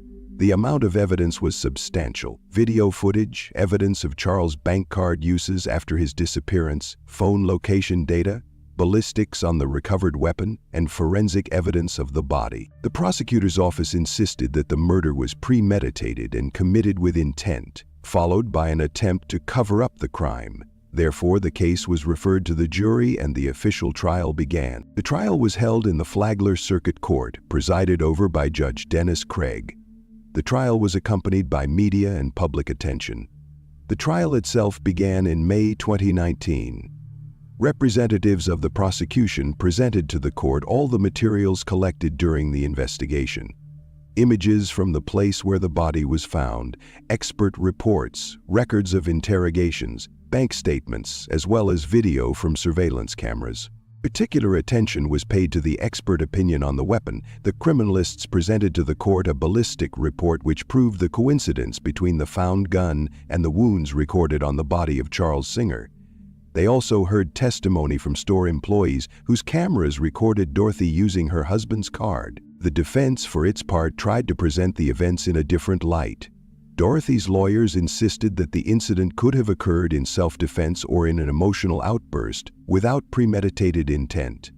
In addition, the defense side emphasized the long history of domestic conflicts between the spouses, arguing that Charles could have exerted psychological and physical pressure on Dorothy, which allegedly provoked the tragedy. However, evidence gathered by the prosecutor's office strongly suggested that after Charles Singer disappeared, Dorothy not only failed to report him missing, but actively created the illusion that he was alive, using his phone, bank cards, and sending messages to his relatives on his behalf.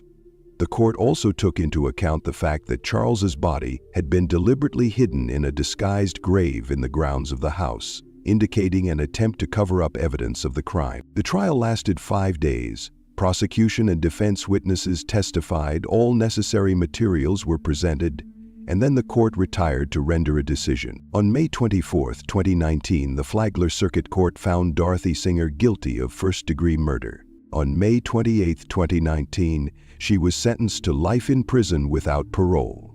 However, that decision was subsequently reconsidered. In November 2019, the defense appealed, citing a procedural violation committed by the judge during the first trial. Specifically, Judge Dennis Craig refused to adjourn the hearing, despite the prosecution submitting a key new piece of evidence: DNA testing, less than 2 weeks before the trial. The Court of Appeal found that the refusal to reschedule affected the completeness of the defense's preparation and thus violated the defendant's right to a fair trial. On November 22, 2019, the Fifth Circuit Court of Appeals reversed the first instance verdict and ordered a new trial. The case was assigned to a new judge, Terrence Perkins, who scheduled a retrial for May 18, 2020. However, due to temporary court closures caused by pandemic restrictions, the preliminary hearing was repeatedly postponed. In preparation for the second trial, Dorothy Singer took a plea deal with the prosecution. She agreed to a guilty plea in exchange for a reclassification of the charge from first-degree murder to second-degree murder. This move avoided a new jury trial and moved the case into the sentencing phase. On May 4, 2020, the Flagler Circuit Court, presided over by Judge Terrence Perkins, found Dorothy Singer guilty of second-degree murder. On the same day, she was sentenced to 32.5 years in prison, at least 25 years of which she must serve without the possibility of parole. That sentence became final.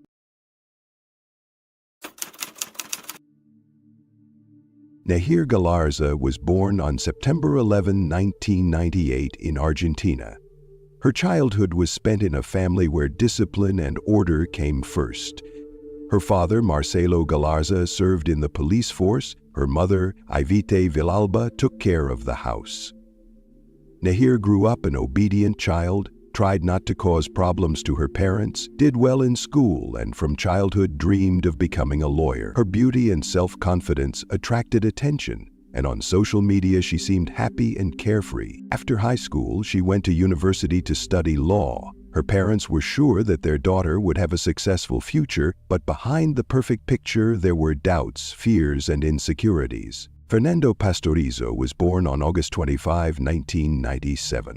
Unlike Nahir, his family was not so prosperous. His parents divorced when he was young, and although he kept in contact with both, his upbringing was mostly handled by his mother, Silvia Mantegazza. She worked to support her son and tried to give him everything he needed. Fernando was an ordinary boy, not an excellent student, but not a bully either. He loved motorcycles, often rode through the streets of the city, and dreamed of freedom. Unlike Nahir, he did not go to university, but tried to find himself in life, worked part-time, and did not make long-term plans. They met when Nahir was 15 and Fernando was 16.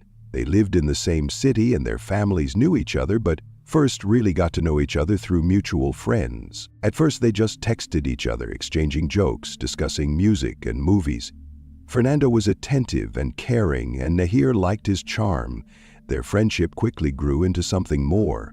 Their relationship was not easy. They often broke up and got back together again. Sometimes they fought, sometimes they didn't speak for weeks. But they always came back to each other. It was a typical teenage romance, stormy, passionate, but not always stable. The last year of their relationship was particularly difficult. They argued more often than before, began to hide their feelings from each other.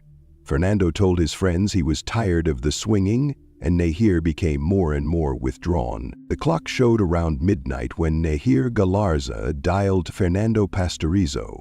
Her voice was steady, but there was some tension in her words. She asked to meet. Fernando didn't argue.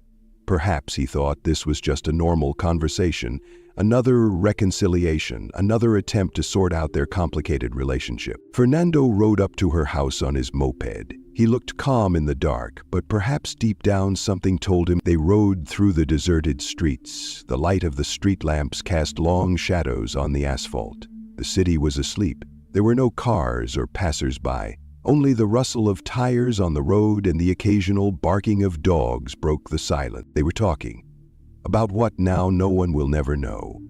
Perhaps it was a conversation about the past, about the days when everything was simple and carefree. Or maybe they were talking about the future, which now seemed so uncertain. Or maybe it was a goodbye conversation. an attempt to close old wounds. And then the first shot rang out. A sharp pop broke the silence of the night. Fernando jerked forward. His body tensed, his fingers frantically gripped the handlebars of the motor. There was a second of silence. The bullet struck Fernando in the chest. He didn't move again. A man woke up in a nearby house. He thought he heard a strange sound. At first, he thought it was a firecracker, but something inside told him it was no ordinary pop. He got out of bed, went to the window and froze. There was a guy lying on the dark road next to an overturned moped. For a few seconds, he just stared. Maybe it had been an accident? Maybe the young man had just passed out, but something was wrong. The man picked up his cell phone and dialed the emergency number. "I heard gunshots. There's a guy here. He's not moving." As he spoke to the operator, the street remained empty. Sirens cut through the silence of the nighttime city, breaking the darkness with flashing lights. An ambulance was the first to arrive. The car door creaked open and two paramedics swiftly emerged. They walked toward the body, treading carefully on the damp asphalt, careful not to step on the footprints scattered around them. One of them bent down, checked the pulse on the young man's neck, then looked at the other and nodded briefly. There was no life in him. The second medic exhaled quietly and looked at the moped piled on its side next to the body, then shifted his gaze to the bloodstain spreading across the road. It was obvious. The guy had died instantly. There was no attempt to call for help, no struggle, no agony. Two precise shots, both fatal. While the paramedics were recording the time of death, the police arrived on the scene. Several officers stepped out of the car. Ahead of them walked Detective Alberto Morales, a man with a cold stare and measured movements. He took a quick glance around the scene, noting the key details: the body, the moped, the pool of blood that had begun to slowly drip toward the curb. Looking up, he noticed that the street was empty. The windows of the nearest houses were dark, which meant that either the occupants were fast asleep or no one wanted to interfere. He moved closer and looked at the young man lying on the ground. The body was motionless. The skin was already starting to pale. There were two gunshots visible on the body. If this was a robbery, the shots would have been different. What if it was someone who knew the victim?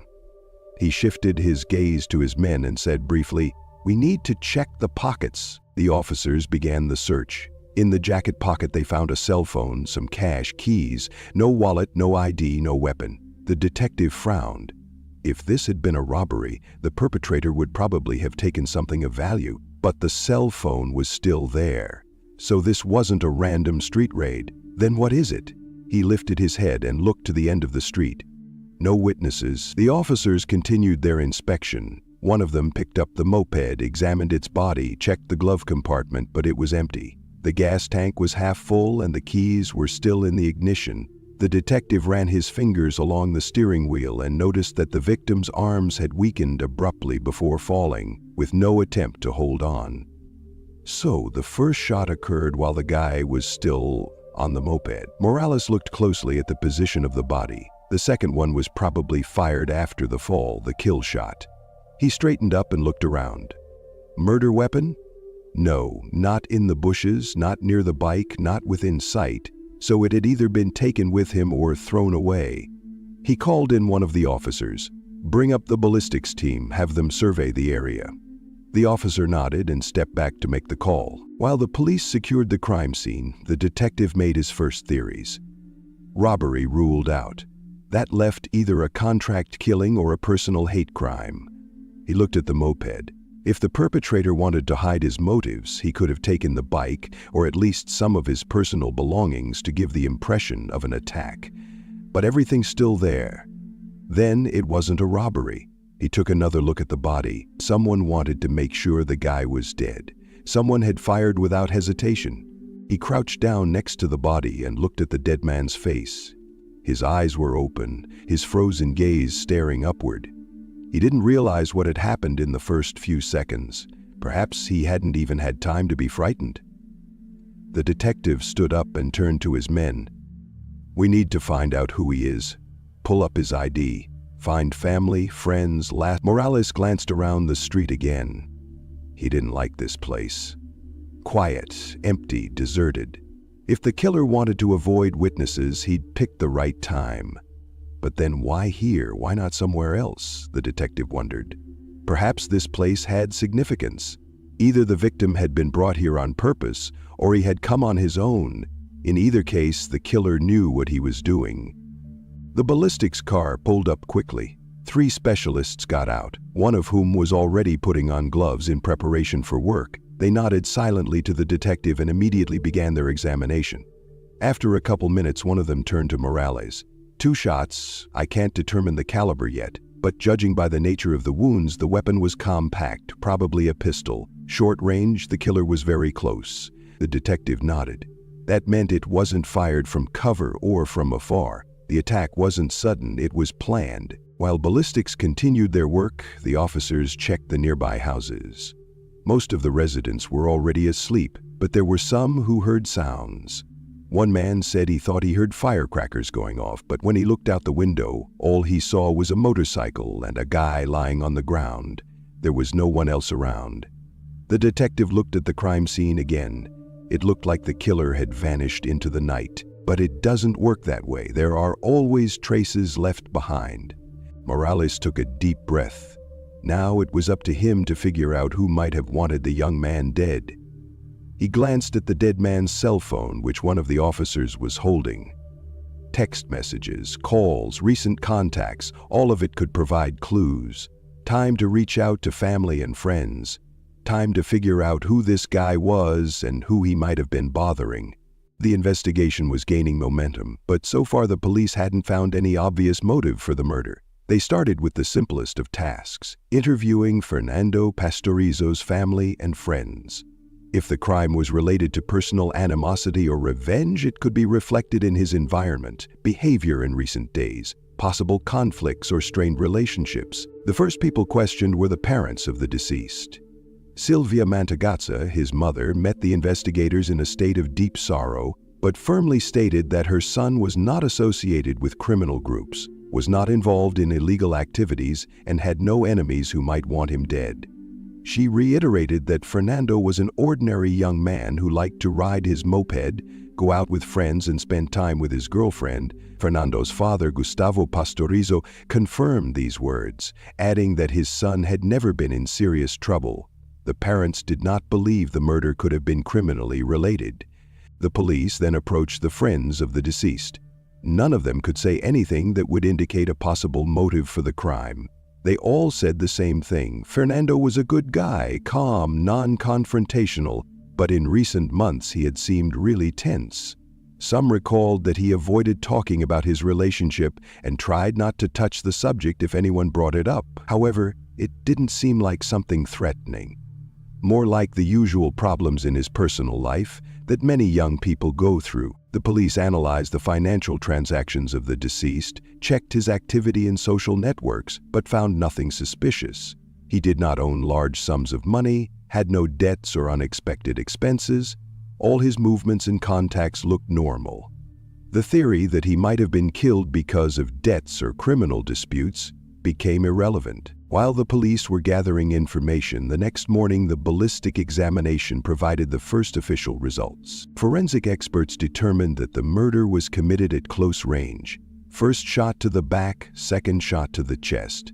This indicated that the attacker was close to the victim, and after the fall, Fernando fired a control shot.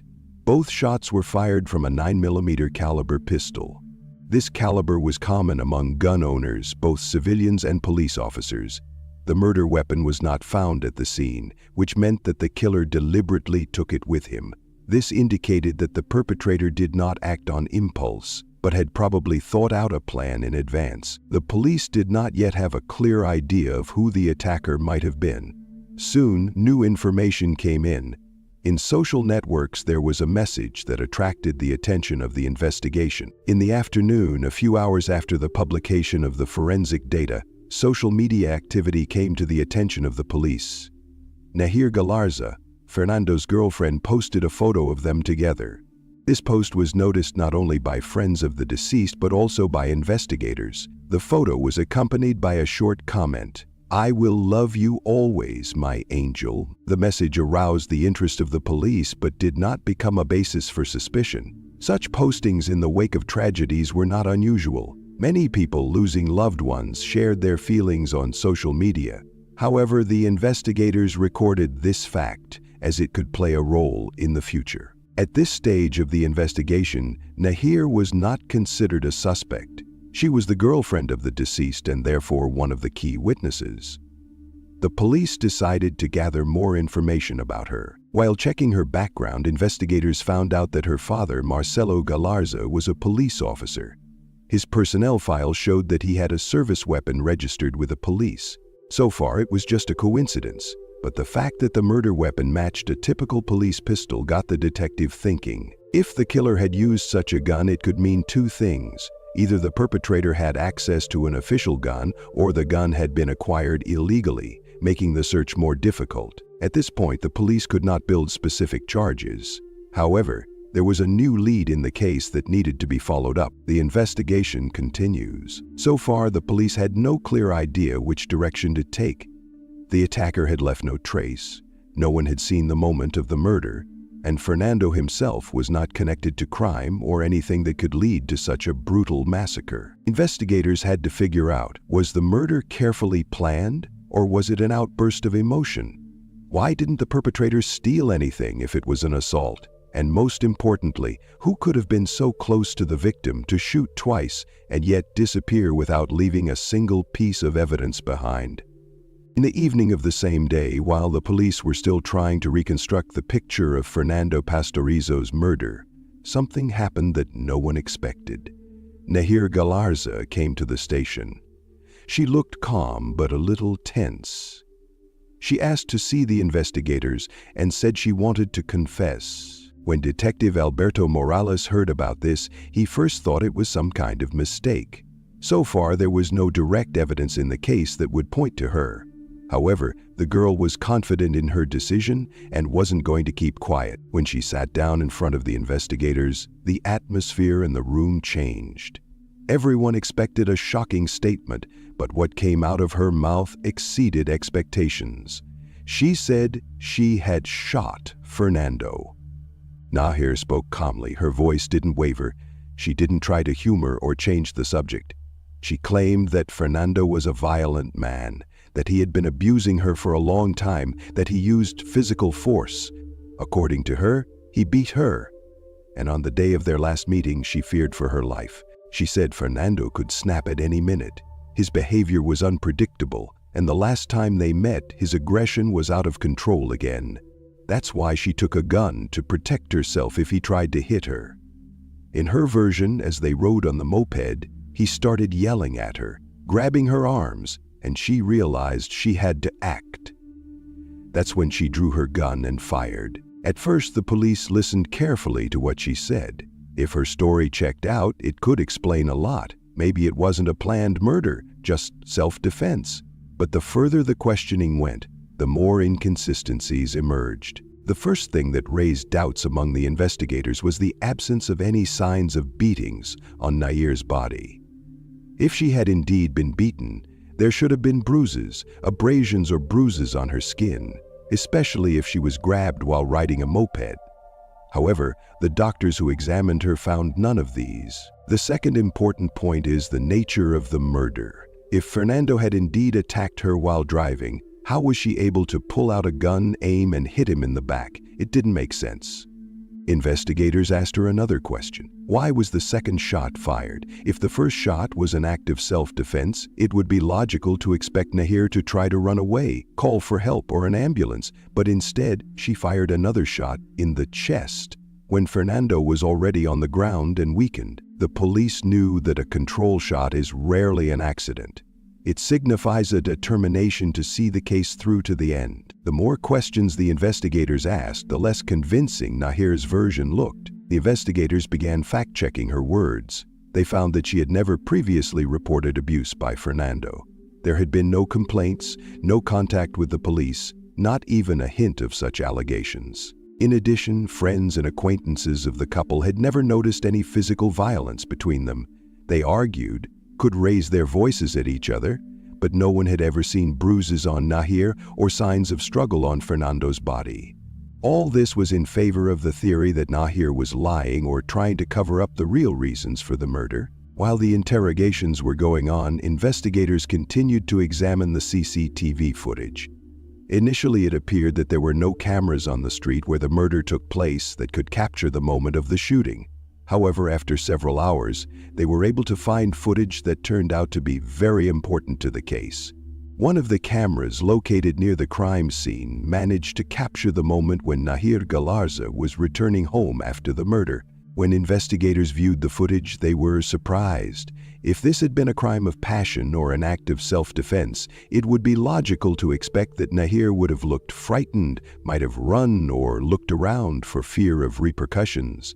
However, the footage showed the opposite. She walked calmly, did not look back, did not make any sudden movements.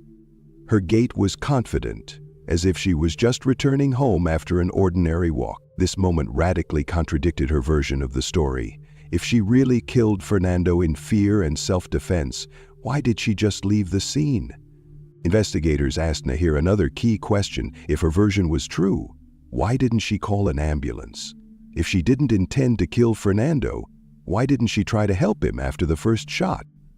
She didn't call for help, she didn't call anyone, she didn't stay at the scene. Instead, she just went home and the next day posted on social media as if nothing had happened. Her behavior didn't fit the reaction of someone who had just survived an assault and had to defend herself. It looked like cold-blooded, premeditated murder, and then trying to make it look like self-defense. The police now had a clear picture. 2 shots fired at close range, the second a test shot, no attempt to call an ambulance. A steady gait on the way home, no sign of panic. Nahir claimed she was afraid of Fernando but could not explain how he could have attacked her while driving a moped. She said she wanted to defend herself but fired another shot when he was already wounded. The police finally concluded that it was premeditated murder and that the self-defense theory was just an attempt to avoid punishment. By the time the interrogation came to an end, the police had no doubt Nahir Galarza would be arrested. Her confession made it inevitable, and numerous inconsistencies undermined her defense. That night, she was officially taken into custody. The police informed her that she would be brought to trial and that her case would then be treated as premeditated murder. After Nahir Galarza's arrest, her case caused a storm of public interest. The whole of Argentina followed the court proceedings, and the media discussed every detail of the crime. The question on everyone's mind was it really self-defense as the defendant claimed, or premeditated murder committed in cold blood? The prosecutor's office took a hard line from the beginning. 2 shots fired at close range, one of which was a control shot, spoke for themselves. Also alarming was Nahir's behavior after the murder. No attempt to help, leaving the scene, calmly returning home, posting on social media the next morning. None of this was consistent with the behavior of a person acting in a state of fear or affect. Prosecutors said that the crime was committed deliberately, and the defense version that Nahir put forward does not stand up to criticism. Nahir initially admitted that she shot Fernando because he was violent toward her. She stated that she had endured beatings and insults for a long time, but that night, fear for her life made her take the gun. Fernando became aggressive, she said, and she had to defend herself. But when the trial began, her testimony changed dramatically. She now claimed that the murder was an accident. According to her new version, the gun accidentally went off in her pocket while she was sitting behind Fernando on the moped. She said she didn't even immediately realize what had happened. Then, when they fell off the moped, she raised the gun to realize what had happened, at which point the gun accidentally fired a second time, hitting Fernando in the chest. This account was strikingly different from her original confession. Now she completely denied the premeditated nature of the crime and tried to portray herself as the victim of a tragic accident. But the court had too many questions. The court did not accept Nahir's explanation. First, the experts examined her new statement and said that the gun could not have accidentally fired twice.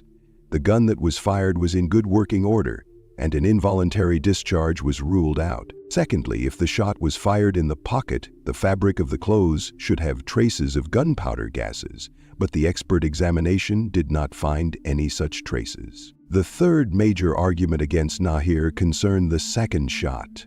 The experts and the prosecutor's office argued it was a control shot.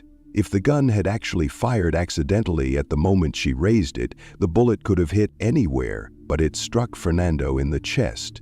This spoke of a purposeful action. Also, the judges couldn't understand her behavior after the incident. If it was an accident, why did she just leave without calling an ambulance? Why didn't she call the police? Why didn't she even try to explain the situation to Fernando's family? Detectives also presented surveillance video of Nahir walking home confidently after the murder. If it were an accident, you'd expect her to cry, panic, run, but the footage showed a calm and confident gait. These facts shattered her defense. The judges concluded that her behavior was not consistent with that of a person who was in shock from a tragedy. Throughout the trial, Nahir's defense tried to acquit her, but numerous inconsistencies, contradictory testimony, and ballistic expertise did their job. There was a tense silence in the courtroom on the day of the verdict announcement. Fernando's parents waited for justice. Friends of the victim listened to the last word of the judge with bated breath. On July 3, 2018, the court of Gualeguaychú, Entre Rios province, found Nahir Galarza guilty of the premeditated murder of Fernando Pastorizo. On July 6, 2018, she was sentenced to life imprisonment.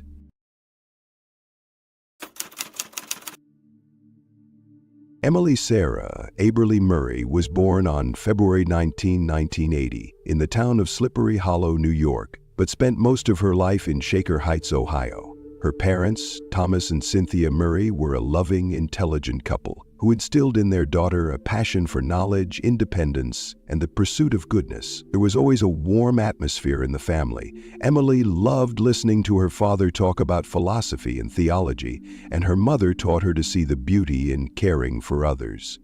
From childhood, she took a keen interest in the world around her, participated in church activities, and often helped out at the local parish. During her school years, she was drawn to the humanities, especially philosophy, and so when it came time to choose her future profession, she firmly decided to devote herself to serving people and becoming a minister in the Episcopal Church. At Kenyon College, one of the oldest liberal arts colleges in the United States, she studied philosophy. An excellent student, an activist, a person with amazing kindness, she easily found a common language with others and often became the center of any company. Classmates recalled that next to her there was a feeling of warmth and support. Her laughter was ringing and sincere.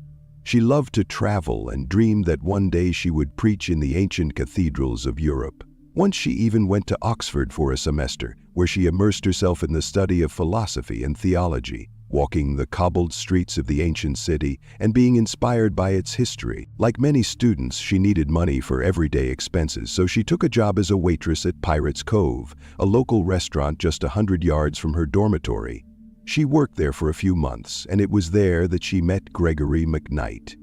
He was a few years older than her, worked in the kitchen, and hadn't attracted much attention at first.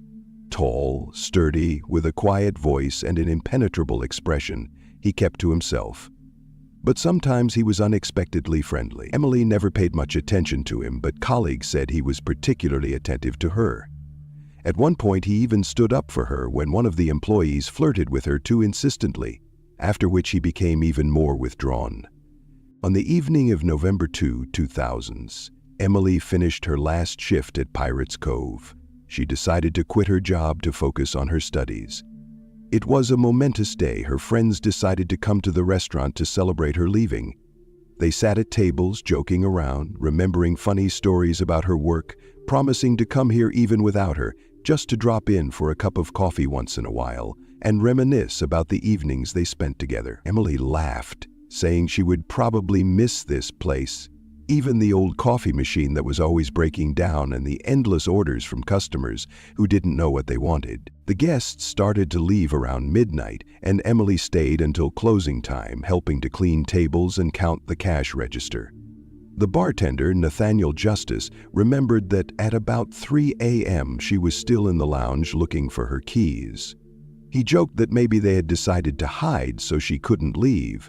But Emily only grinned. Then she walked out, saying that she had another full year of college ahead of her and that now that she was free from work, she'd have more time for her friends. Nathaniel gave her a look, watching her disappear out the door.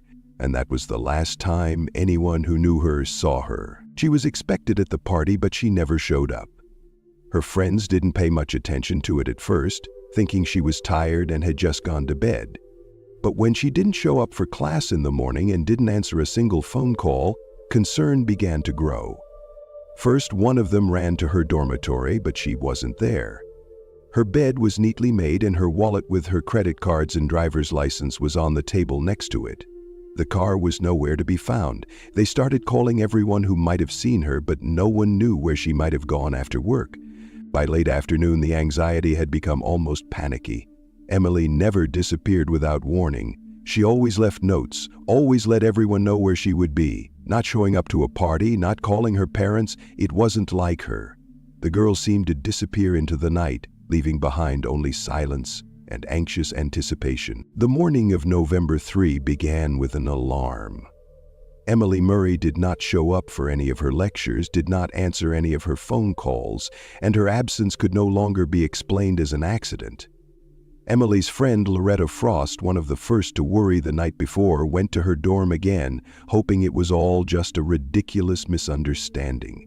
The car was nowhere to be found, which meant that wherever she went, she did it in her Subaru Outback. By noon, worried friends gathered in Loretta's room. Worry gradually turned to panic. Some tried to convince themselves that Emily had simply decided to go into seclusion, while others found this theory unconvincing. She couldn't just pick up and disappear, leave her belongings behind, not even taking her wallet. If she wanted a break from everyone, at least she would have warned someone. The more they thought about it, the more unsettling it became. Someone suggested calling her parents in New York. It wasn't an easy decision. No one wanted to scare Thomas and Cynthia Murray in vain, but the situation demanded action. After a short hesitation, Loretta dialed the number. Cynthia's voice came through the phone, at first cheerful, but gradually changing to worried as Loretta reported that Emily was missing. Thomas immediately joined the conversation, filling in the details. They confirmed the worst. Emily hadn't called them, hadn't left any messages, and they didn't know where she was either. If she was okay, she'd be in touch. That was the turning point. There was no longer any doubt something had gone wrong. The friends decided to take the next step, contacting the police. Officers arrived at Kenyon College on the afternoon of Nova 3. Two police officers, Detective Surgeon John Lancaster and his partner Stephen Harris, began by looking around her dorm room. They scrutinized everything, but, like Emily's friends, found no signs of a struggle or signs of forced entry. It seemed that Emily had simply left, closing the door behind her, and never returned. They noticed her wallet, identification, and credit cards, but nothing else of significance was found. The next step was to look for her car.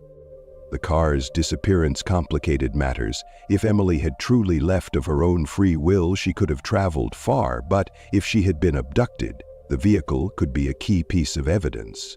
At this point, it was the only tangible object that could lead the police to answers. The first hypothesis investigators considered was that the girl had simply decided to spend time alone with herself.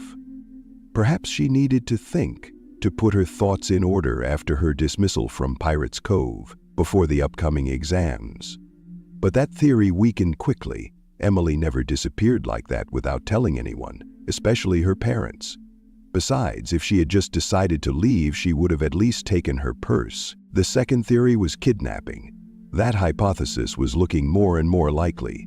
Emily hadn't shown up in almost 24 hours, hadn't made contact, and her car had disappeared with her. A kidnapping usually required some preparation, and if this was true, it meant that the perpetrator knew Emily, knew her routine, and took advantage of the moment when she was alone. That was what was most frightening. The police began the next phase of the investigation, interviews with Emily's friends, parents, and co-workers. They needed to understand who she was close to, who she had socialized with in the last few days, whether she had tensions with anyone. The investigation was just beginning, but it was already clear it would be a complicated case. The search for the girl continued, but so far it had been fruitless. The car was not found on the college campus, nor in nearby parking lots, nor in the Gambier area. There was no trace of Emily, and with each passing minute, the hope for her safe return was fading. After the police had inspected Emily's dormitory and verified that she had left no notes or other traces leading to her location, the first interviews began. The investigators realized that time was playing against them. Every minute lost reduced the chance of finding the girl alive. The first logical group to interview were the friends who were expecting her at the party. Emily's friends gathered in a small room set aside by the college to talk to the investigators. The tension in the room was palpable. The students still couldn't believe what was happening. Loretta Frost, Emily's closest friend, was the first to speak. She described the evening at Pirates Cove when they came to celebrate her last day at work. "We sat at tables, joking around, reminiscing about how she accidentally mixed up orders or how she always had the most generous tips. It was hilarious. She laughed with us." Loretta looked down, clenching her fingers. "I can't believe she just Others present confirmed. Emily was in good spirits, didn't complain, showed no signs of anxiety. Investigators tried to determine if any of the friends could have been involved. They were all at the party when Emily finished her shift, which means they all had alibis. Besides, if the kidnapper had been among them, he wouldn't have been so active in the search. The friends were above suspicion. The next step was to talk to Emily's parents, Thomas and Cynthia Murray. They arrived in Gambier on the morning of November 5, overwhelmed with anxiety and fatigue from a sleepless night. Detective Lancaster motioned for them to sit down before beginning their conversation. Thomas spoke first. "Emily would never disappear like that. She's not the type to run away. If she wanted a break from everyone, she would have left a note or at least called us." He fell silent, struggling with his emotions. It's not her." Cynthia nodded. "We talked to her 2 days ago. She was happy, talking about her plans for her studies, how glad she was that she'd have more time for philosophy now. If something was bothering her, she'd tell me. She always talked." Investigators asked about possible conflicts, about people with whom Emily might have felt tension. The parents shook their heads negatively. "She didn't have any enemies. She was so kind. If she had problems, she solved them with words, not conflict." They couldn't give the investigation any new information, but their desperate belief that Emily would never have disappeared of her own free will strengthened the abduction theory. Investigators returned to Pirates Cove to interview Emily's co-workers. First up was bartender Nathaniel Justice, the last person to see her before she disappeared. "I was standing behind the bar when she was looking for her keys. She looked at me, grinned, and said something like, 'They probably just decided to hide from me.' I laughed, saying that maybe it was a sign that it was time for her to stay working here permanently. Then she left and I never saw her again." Investigators scrutinized his reactions, but he didn't seem nervous or confused in his statements. When the police decided to check his file, they found nothing suspicious. Justice was a regular guy who worked in a bar, had no criminal record and no criminal ties. He came up clean. But the next restaurant employee raised more questions. When it was Gregory McKnight's turn to be interviewed, the atmosphere changed. Unlike Nathaniel, he didn't look worried, more like annoyed. He sat with his arms crossed, answering one-word answers. McKnight answered dryly, avoiding unnecessary words. He was friendly with the staff, but he didn't let people get too close to him. Those who knew him claimed he was always like that. He didn't fit in, kept to himself. No one could say he was Emily's friend, but he had no enemies. After the conversation ended, the detectives decided to do a background check. They requested his file and soon discovered something unexpected. McKnight had been in trouble with the law before. In 1992, when he was just 15 years old, he shot and killed a man in Columbus. For that, he served time at the Circleville Youth Center Correctional Center and was released in 1997. He then married former correctional officer Catherine McKnight and settled in Gambier. That information changed the course of the investigation. Up until that point, police had no real suspect, but now there was the first person who raised questions. His past, strange behavior under questioning, and dry, curt answers made them wary. While the police dealt with McKnight, the search for Emily didn't stop. Volunteers scoured the neighborhood, checking roads, wooded areas, trying to find any trace of her car. But nothing. The girl seemed to disappear. Meanwhile, the investigators knew they had to take the next step, to scrutinize McKnight's life. Perhaps there was something behind his silent, withdrawn personality that would help solve the mystery of Emily Murray's disappearance. It's been just over a month since Emily Murray's disappearance. The police continued to investigate, but clues to her whereabouts were woefully lacking. However, fate intervened in an unexpected way. In early December, investigators received new information. It turned out that Emily Murray was not the only person who had gone missing this year. In May 2000s, 20-year-old Greg Julius disappeared in Chillicothe, Ohio. His girlfriend, Dana Bostic, reported to police that he had not been in contact since the spring. Upon investigation, detectives determined that one of his last known stops was a home in a rural area near Rayo. That home belonged to Gregory McKnight. This coincidence could not be ignored.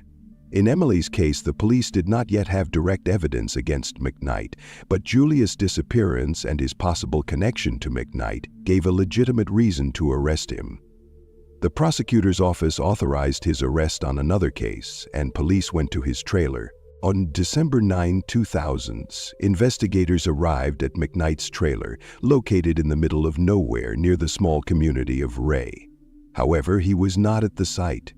The trailer looked abandoned and the doors were locked, but the most important shock awaited the police officers not inside, but outside. On the lot next to the trailer stood a dark green Subaru Outback.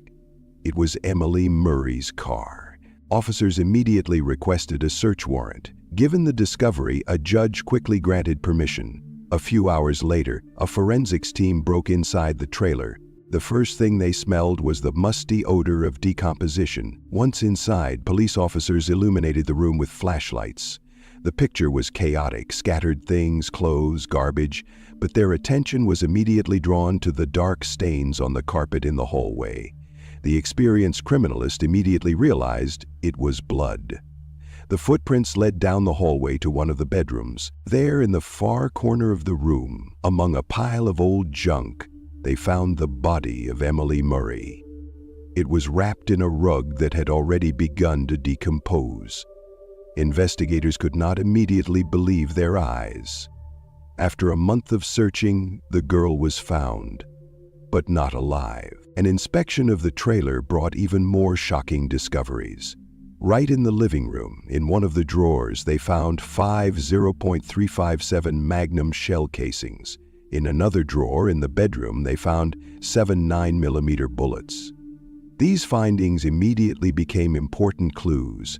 If McKnight had such a weapon at his disposal, there was a good chance that it had been used in the murder. But the grisly findings didn't end there. In the living room, among the chaos of scattered things, the police came across a package with a bloody piece of gray Scotch tape. Nearby were signs of a struggle, a broken chair, bloodstains that, at first glance, didn't seem too noticeable. They also found a thin trail of dried blood on the hallway floor, leading from the front door to the bedroom where Emily's body had been hidden.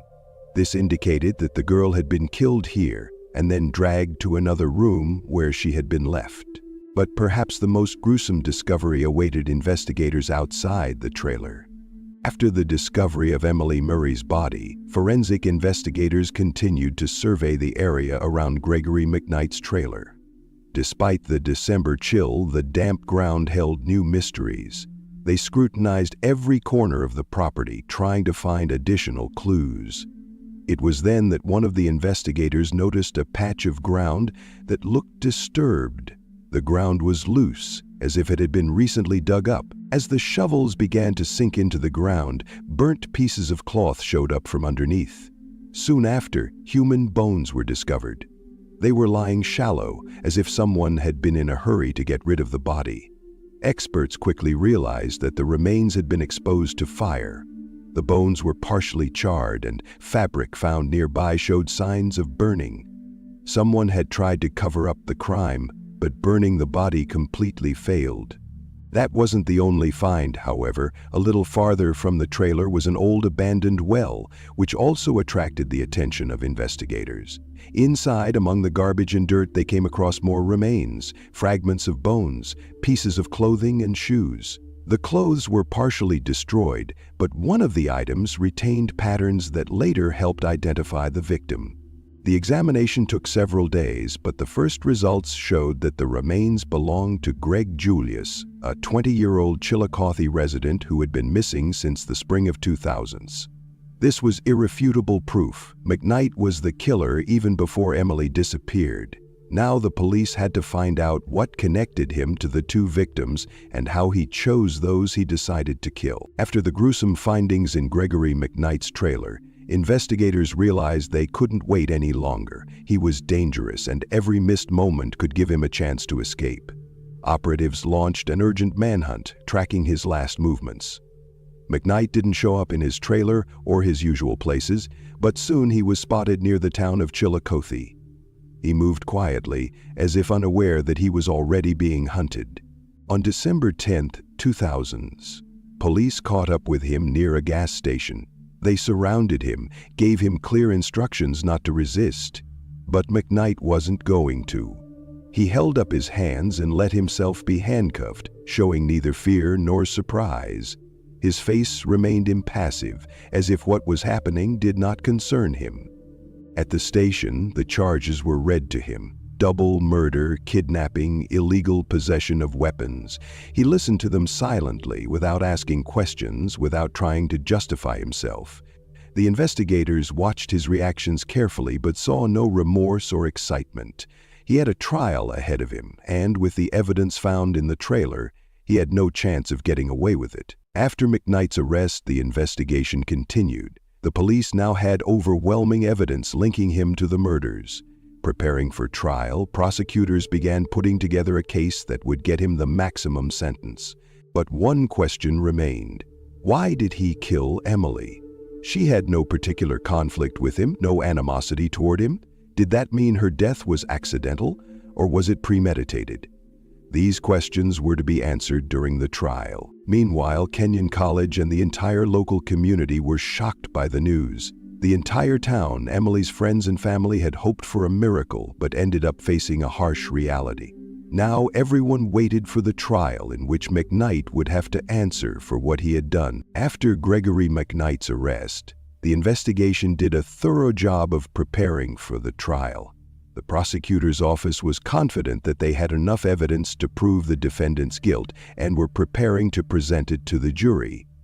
The principal evidence was the recovered bodies of the two victims, traces of blood in the trailer, gun casings, and bullets, and Emily Murray's stolen automobile, which was parked right next to McKnight's residence. McKnight himself behaved the same way at all stages of the investigation. He made no confessions, did not cooperate with detectives, and did not attempt to justify himself. His face remained impassive and his demeanor cold. This only strengthened the confidence of investigators that before them a real predator, a man who knows neither fear nor remorse.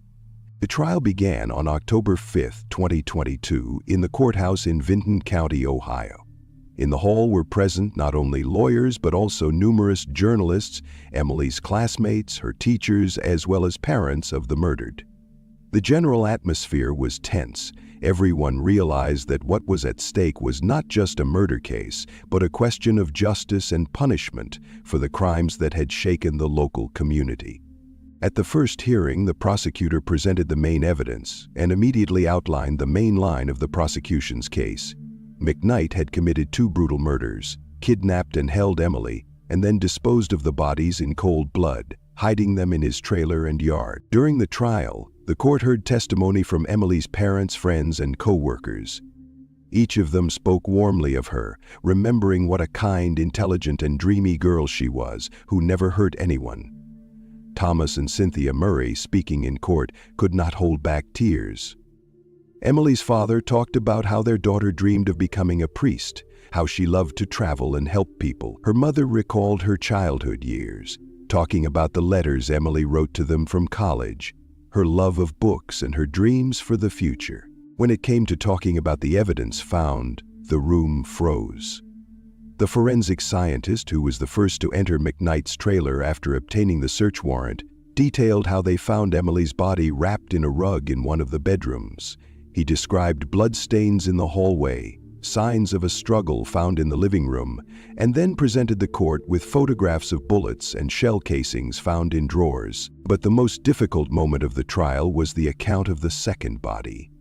The judges and jurors could hardly conceal their shock as the expert described how the remains of Greg Julius had been found in a hole behind the trailer and in an old abandoned well. There was complete silence in the room as the prosecutor presented photographs of the dig site. It was obvious that McKnight had tried to burn the body but had not followed through. Greg Julius' girlfriend Dana Bostic, who was present, couldn't stand it and cried when she heard police find his burned clothes and bone fragments in the well. She told how she waited for his call, how she hoped he had just disappeared for a little while, but he couldn't be gone forever. The defense and strategy of the attorneys. Gregory McKnight's lawyers tried to build a defense on doubt. They argued that the evidence was insufficient, that the bullets found could have belonged to anyone, that the blood in the trailer could have been there long before these events.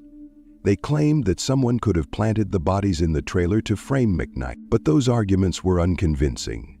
The main blow to the defense came from a forensic scientist who explained that all the evidence found was chronologically consistent with the time of Emily and Greg Julius' disappearance. Ballistics experts proved that the .357 Magnum cartridge casings matched the bullet found in Emily's head, and DNA experts determined that the blood on the trailer floor was hers. In an additional blow to the defense, Emily's car was found near McKnight's house. There was no way he could explain how her car ended up there, and this finally convinced the jury that he was involved in her murder. After weeks of hearings, the court reached a verdict. On October 10, 2002, the Vinton County Court found Gregory McKnight guilty of the murder of Emily Murray, the murder of Greg Julius, kidnapping, unlawful possession of a weapon, and several other crimes. On October 25, 2002, Gregory McKnight was sentenced to death by lethal injection. The court also added 38 years in prison to his sentence for other offenses, including car theft, kidnapping, and unlawful possession of a weapon. Gregory McKnight is still on death row at the Chillicothe Correctional Institution in Chillicothe, Ohio. Despite the conviction, the death penalty has not yet been carried out. The Christmas season of 1961 was, as it always is in Newfoundland, harsh, frosty, with piercing winds and snowdrifts plunging the streets of small towns into white silence. In one of the families in these parts, January 28, 1961, a girl was born, who was named Shirley Jane Turner. Her parents were simple people, without high wealth, but with a firm character. Her father made his living in the fishing industry. Like many in the area, he was also a former U.S. serviceman, and her mother took care of the home and the children. Shirley grew up determined and ambitious. Already in early childhood, she showed a difficult character. She easily went to the conflict, defending her point of view, was often stubborn and irascible. At school, she showed good results but had few friends. Her persistence and tendency to dominance sometimes repelled others. It was difficult to change her mind. She never admitted to mistakes, and if something did not go according to her plan, became aggressive. Nevertheless, her persistence paid off. She enrolled at Memorial University of Newfoundland, choosing to study medicine. Shirley dreamed of a career as a doctor, longing for the recognition and respect she felt she deserved.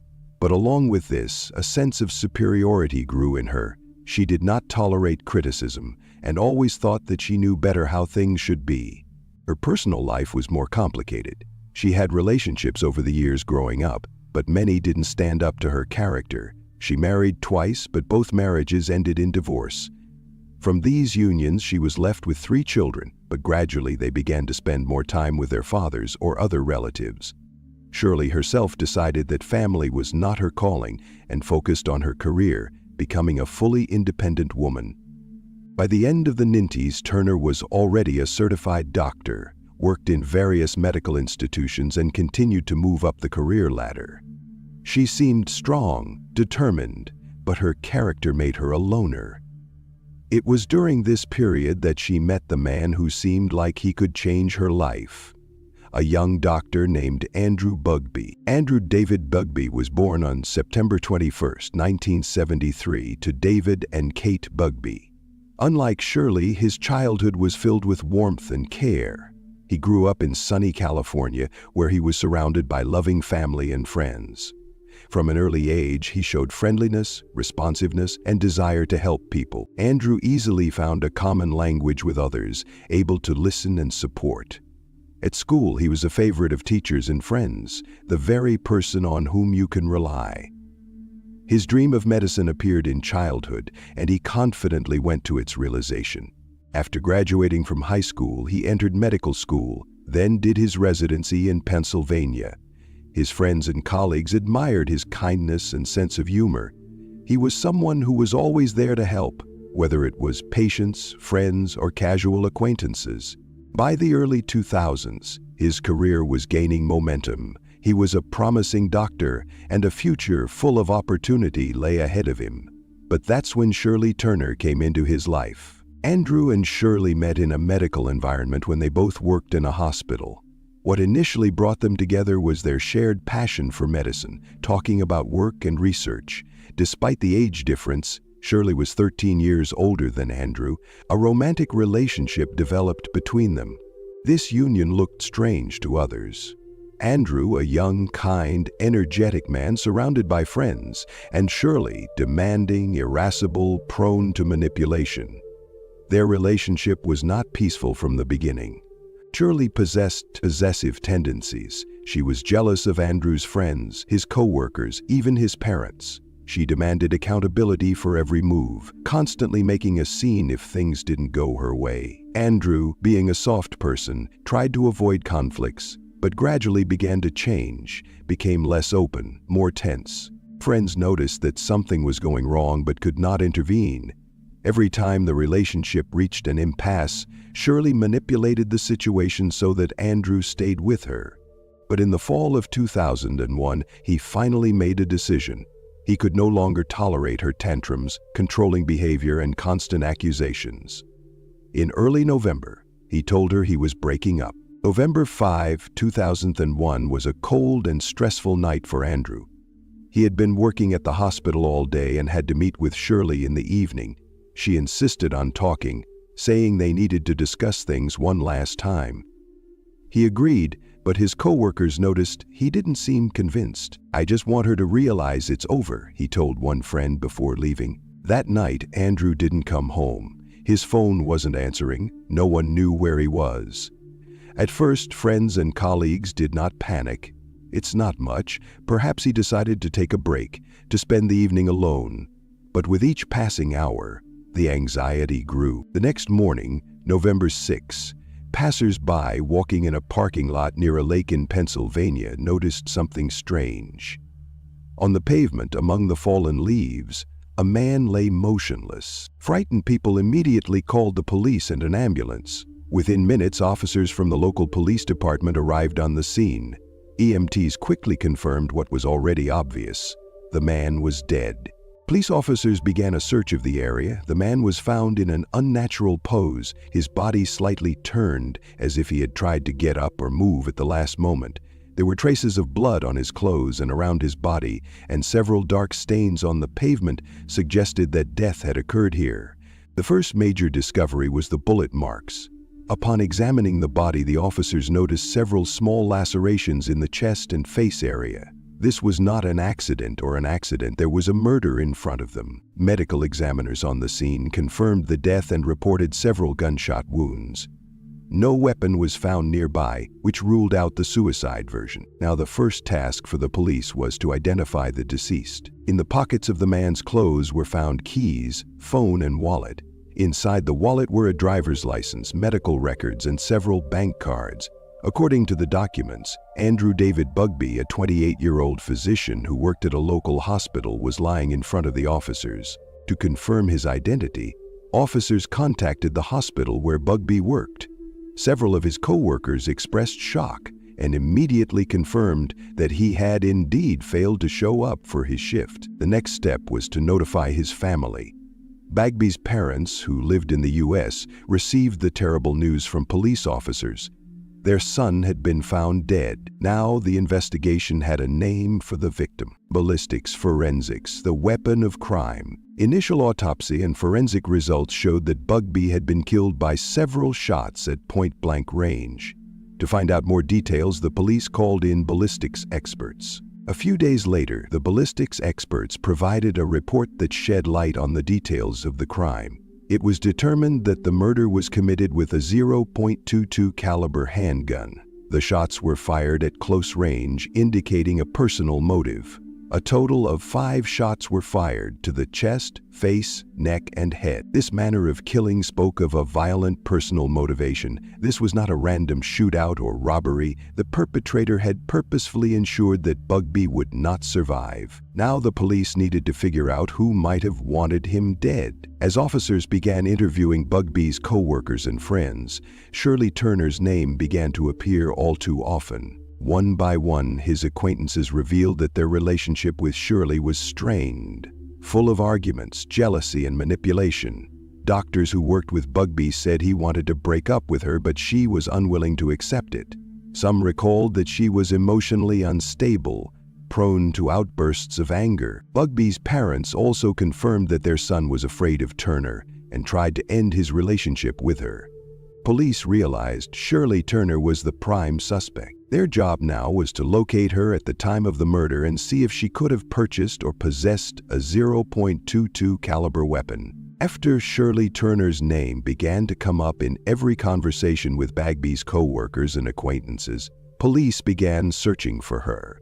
The first task was to determine where she was on the day of the murder and what she had been doing in recent weeks. Investigators made a request to check her recent movements, including travel information, transportation tickets, surveillance footage, and any signs of activity that could help reconstruct her itinerary. It was obvious that she had been under a great deal of emotional stress since her breakup with Bugbee, but the question remained: where had she gone since their last meeting? At the same time, her phone records were being checked. The police analyzed incoming and outgoing calls, especially in the days leading up to the murder. Was there an attempt to contact the victim? If so, with what motive? Also of interest were her conversations with other people. Perhaps she shared her thoughts or mentioned plans to someone. In addition, the investigators began to examine her financial transactions. Withdrawals, purchases in stores, possible purchases that could shed light on her intentions. Expenses in the final days before the murder were particularly scrutinized. At first glance, the police had ample reason to view Shirley Turner as the prime suspect. Her relationship with Bugbee had been strained, the breakup had been accompanied by emotional outbursts, and their last meeting had taken place shortly before the murder. For now, however, this was only circumstantial evidence. Investigators had more evidence to find. The key was to establish her whereabouts at the time of the crime. At the moment, the police did not know where she was or what she had been doing since her last conversation with Bugbee. This required a thorough analysis of her movements, phone calls, and financial transactions. Realizing that with each passing day the chance of finding important clues was diminishing, investigators began to work faster. They needed to gather enough evidence to make formal charges and take the next step. But most importantly, they had to keep an eye on the suspect before she disappeared for good. The first thing the police noticed was the victim's phone calls. The day before the murder, November 4, 2001, Andrew had several conversations with Shirley Turner. It was clear from the call records that he did not initiate these conversations. On the contrary, it was Turner who persistently called him, and at some point he answered. Their conversation lasted a few minutes and was followed a short time later by another, longer one. After reviewing testimony from Bagby's co-workers and friends, police were able to surmise that the conversation was not a pleasant one. Most likely, Shirley was pressuring Andrew, trying to convince him to meet with her one last time. He hesitated, but eventually agreed, perhaps to put a definitive end to their relationship. It was now up to the police to establish where Shirley Turner herself was at that moment. It was known that she lived in Iowa, but her phone activity and travel records told a different story. It turned out that on November 4, she had traveled several hundred miles, leaving Iowa and heading to Pennsylvania. The journey looked strange, but it became even more suspicious when investigators discovered that she had stopped in another state along the way. That fact didn't seem important at first, but after a police check, it became clear that detour in her itinerary was no accident. It was there that she picked up a firearm. She had purchased a .22 caliber handgun shortly before. Paperwork confirmed that she legally owned the firearm, and after the purchase she signed up for firearms training.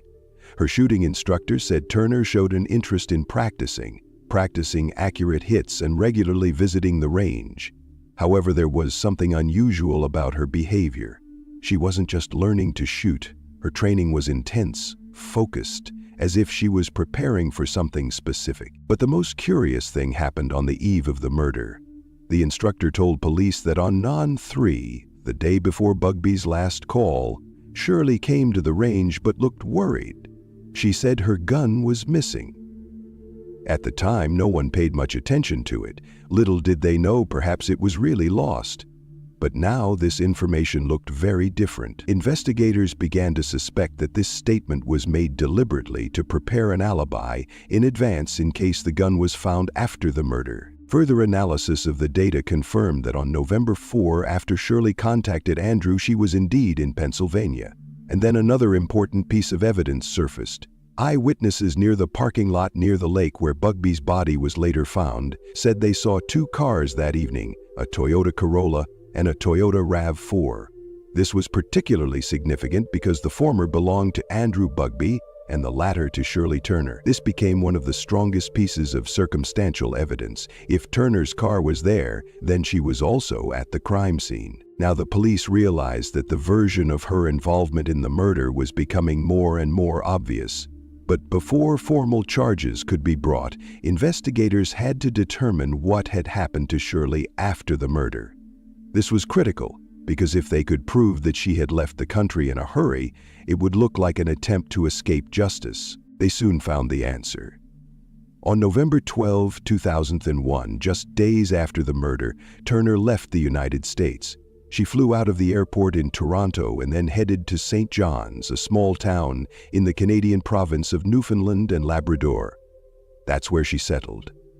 She may not have had a clear plan, but one thing was clear: she wanted to get as far away from the crime scene as possible. While the police were working on her movements, another department was looking at her correspondence and personal records.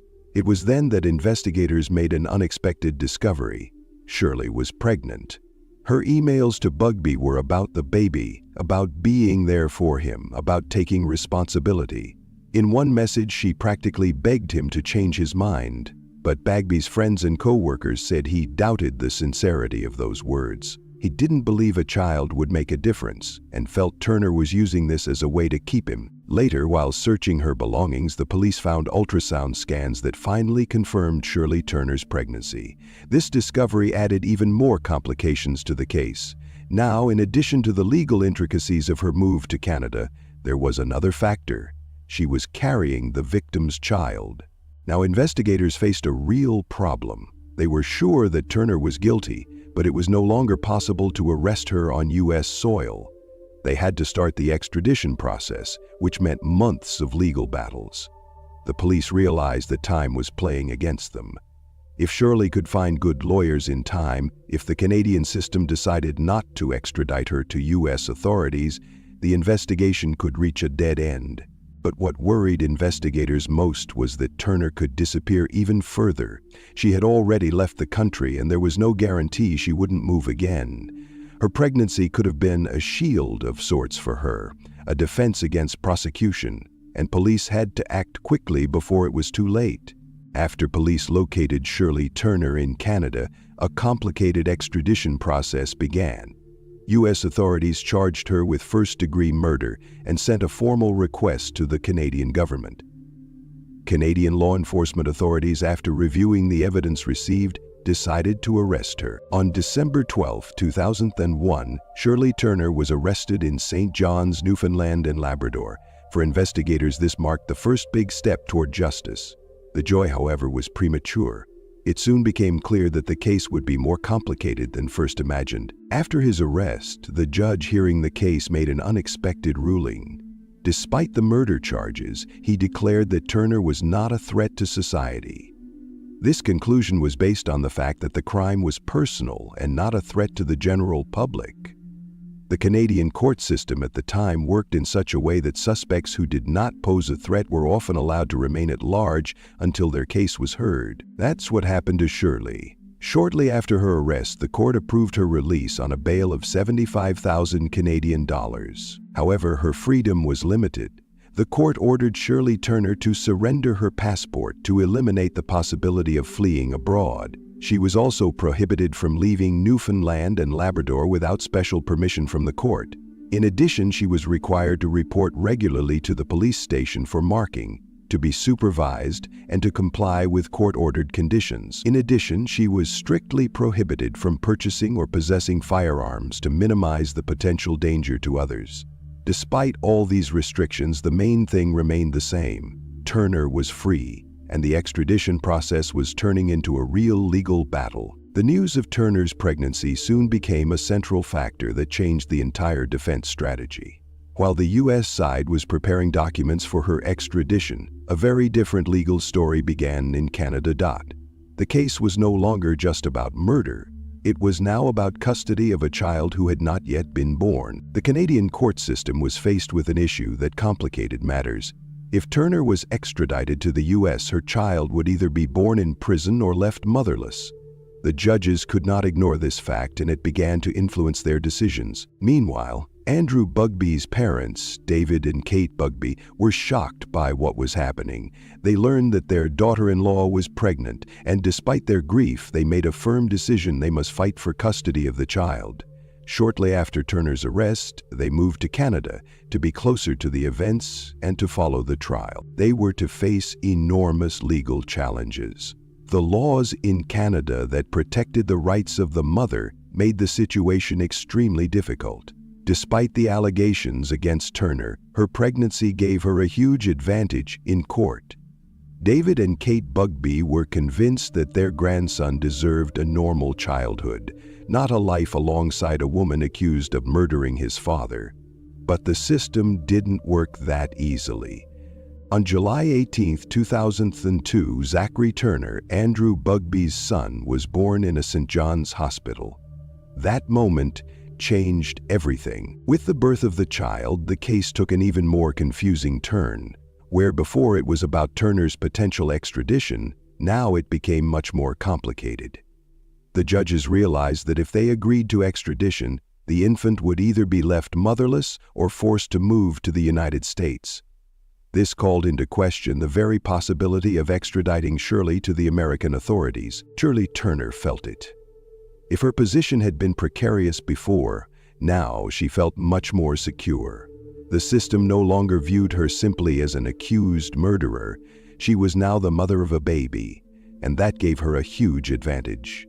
She realized that with the baby in her arms, she could avoid extradition. Her main strategy now was to present herself not as a woman who had killed her former lover, but as a caring mother who wanted to be unjustly separated from her son. At the same time, Bugby's parents did not give up. They continued to seek custody of Zachary, arguing that a mother accused of murdering his father could not provide the child with a safe childhood. However, the courts continued to hesitate. For Shirley, on the other hand, life began to fall into place. Despite public pressure, she began to feel stable. She knew that the likelihood of her extradition with the baby was greatly reduced, and she made the most of it. Now that she had her son in her arms, she began to act confidently, creating the image of a good mother. She even started applying for financial aid, saying in interviews that she just wanted to live a quiet life and raise her son. But for David and Kate Bugby, this situation was more than just a legal battle. It was a fight for the fate of their grandson. They realized that if the courts continued to protect Turner, the child would remain in the hands of the woman they believed was his father's killer. With each passing day, the situation grew more complicated. What started out as a murder charge turned into a long and complicated custody battle. U.S. police and prosecutors continued to insist that Shirley Turner should be extradited to the U.S., but the Canadian court system was increasingly inclined to keep her in the country. The birth of the baby changed everything. Judges now had to consider not only the evidence of murder, but also the welfare of the infant. And that factor tipped the scales more and more in Turner's favor. As the lawyers struggled in the courts, Shirley continued to play her game. She realized that time was working for her. The longer she stayed in Canada, the harder it was for the American side to get her extradited. For Buggy's parents, it was a nightmare. After Zachary Turner was born, his fate became the subject of a bitter legal battle. Andrew Bugby's parents, David and Kate, realized that leaving the child with Shirley was not only morally wrong, but dangerous. They began an active custody battle, asking the court to recognize them as the boy's primary caregivers. The first months after the birth of the child showed that Zachary felt more comfortable in the company of grandparents than with his mother. Eyewitnesses who observed their interaction noted that the boy reacted more calmly to the presence of David and Kate, was more willing to spend time with them, and even began to cry when he was handed over to his mother. Shirley, despite her legal victory, showed little concern for the child.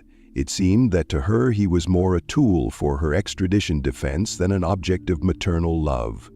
Many acquaintances of the family noticed that she often left the boy in the care of others, neglected him, and generally did not appear to be a caring mother. Tension between Turner and Bugby's parents continued to build. At one point, the situation went so far that she even fired her family lawyer when she learned that he was expressing sympathy for David and Kate. She no longer trusted anyone. Despite the legal confusion, Shirley Turner's extradition to the United States remained possible. In November 2002, she was again imprisoned pending a decision by Canada's federal justice minister. The ministry had to determine whether to extradite her to U.S. authorities. David and Kate Bugby hoped this would be the end of an agonizing story. They believed that justice would finally be served and Shirley would be forced to stand trial for the murder of their son. But that hope quickly crumbled. In January 2003, the court made an unexpected and shocking decision. Shirley Turner was released again. The judge ruled that her crime was not a threat to the community, and that the murder of Andrew Bugby was a personal tragedy, not a public danger. Turner was now officially presumed innocent. She was once again free to live in Canada, which meant her chances of avoiding extradition became even better. On August 18, 2003, Zachary remained in the custody of his mother. Despite David and Kate Bugby's best efforts, the court did not give them the right to care for the child, and he remained with the woman they believed to be their son's killer. That day, no one could have predicted what would happen next. Turner was in her home in St. John's when she made a terrible decision. She spiked the baby's food with lorazepam, a powerful sedative that causes drowsiness and mental depression. As Zachary ate, the drug began to take effect. The child became increasingly lethargic and gradually fell asleep. Shortly thereafter, Shirley herself took a lethal dose of the same drug. She was not going to leave any chance for herself or her son. When Zachary was completely unconscious, Turner put warm clothes on him, then tied him to her chest with a sweater so that he could not get free.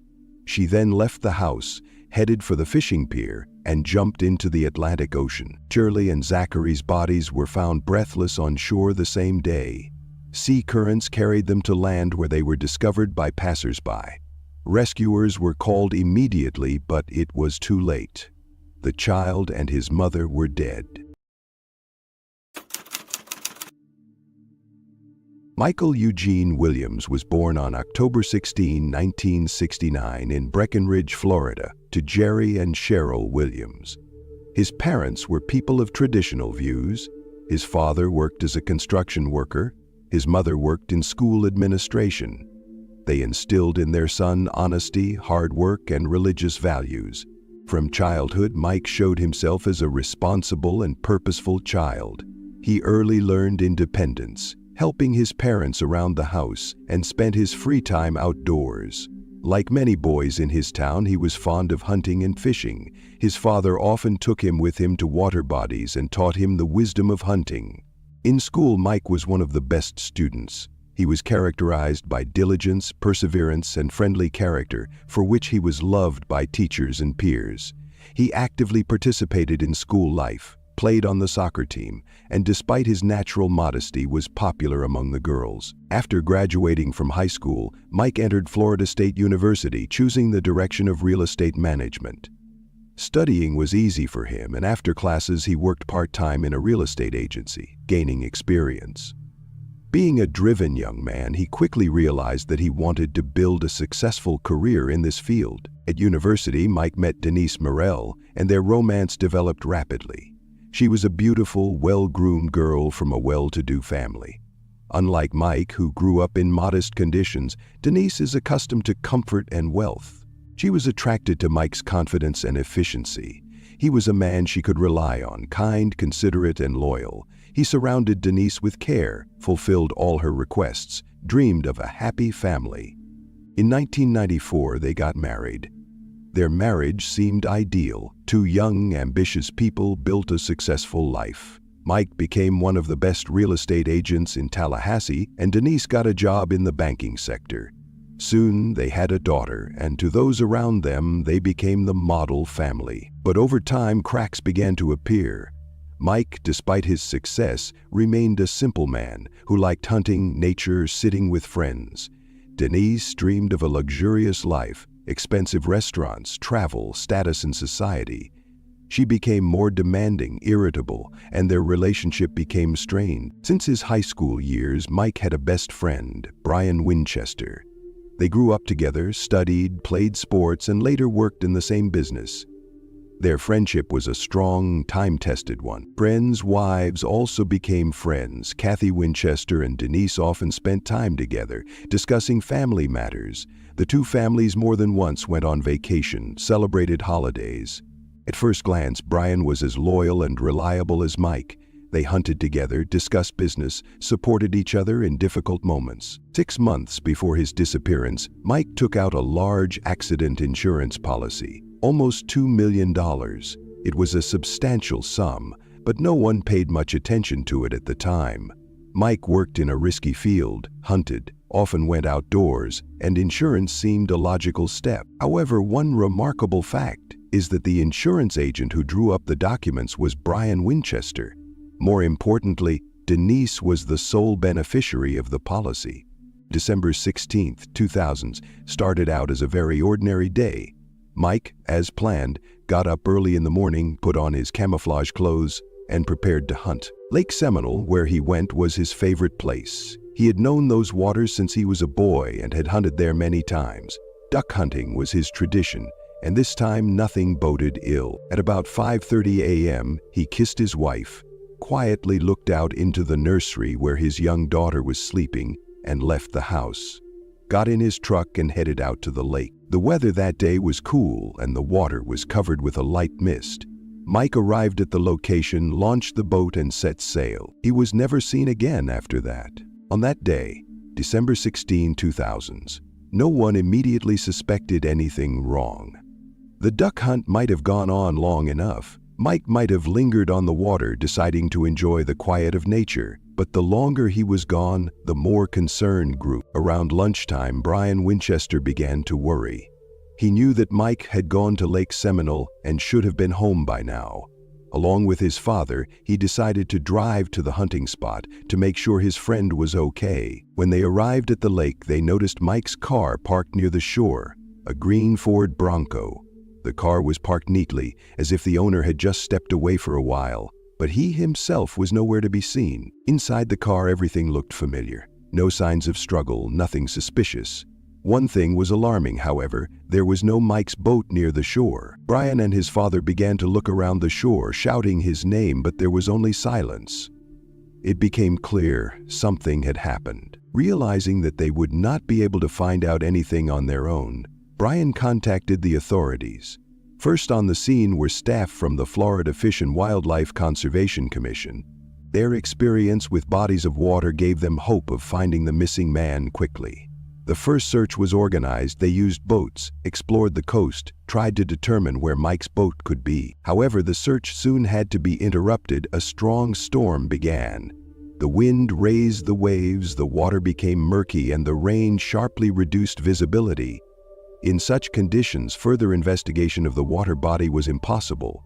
the rescuers were forced to postpone the search until better weather conditions. When the weather improved, the search resumed with even greater scope. Divers scoured the bottom of the lake, hoping to find the body or at least some clues. Sonar boats were brought in and on-land patrols scoured the shoreline. However, the results were nil. Lake Seminole is a vast expanse of water full of underwater hiding places, snags, and submerged trees. Its murky waters prevented clear visibility, making it difficult for rescuers. However, despite their efforts, no body, no signs of struggle, and no personal belongings of Mike were found. Some began to question whether he had actually drowned. In similar cases, at least some remains had surfaced or washed ashore. However, a few days later, a search party found Mike's boat. It was drifting close to shore, virtually untouched. The discovery of the boat raised a new stream of questions. First, the boat had not been overturned. If Mike had actually encountered an underwater obstacle, his boat would probably have capsized, but it didn't. Secondly, a hunting rifle was found in the boat in a case. This fact indicated that Mike hadn't even started hunting. Any experienced hunter would have deployed the gun immediately after arriving at the site, because on Lake Seminole, ducks met at dawn, and it was the morning hours were considered the most successful for hunting. It all seemed strange. If Mike had drowned accidentally, his body should have surfaced within a few days, but it was nowhere to be found. Despite the lack of concrete evidence, after some time, investigators concluded that Mike Williams was most likely the victim of an accident. According to the official version, his boat hit an underwater stump hidden in the murky waters of Lake Seminole. As a result of the sharp impact, Mike lost his balance and fell overboard. Because he was wearing heavy boots and thick hunting clothes, his shoes quickly filled with water, weighing down his body and preventing him from climbing back into the boat. Unable to stay on the surface, Mike went underwater and soon drowned. The investigators could not be definitively sure of this because the body was never found. However, they hypothesized that Mike's remains could be prey to alligators inhabiting the lake. In their opinion, that is why, after months of searching, failed to find any bones or other traces of his death. This version was officially recognized as the main one, and the case gradually began to wind down.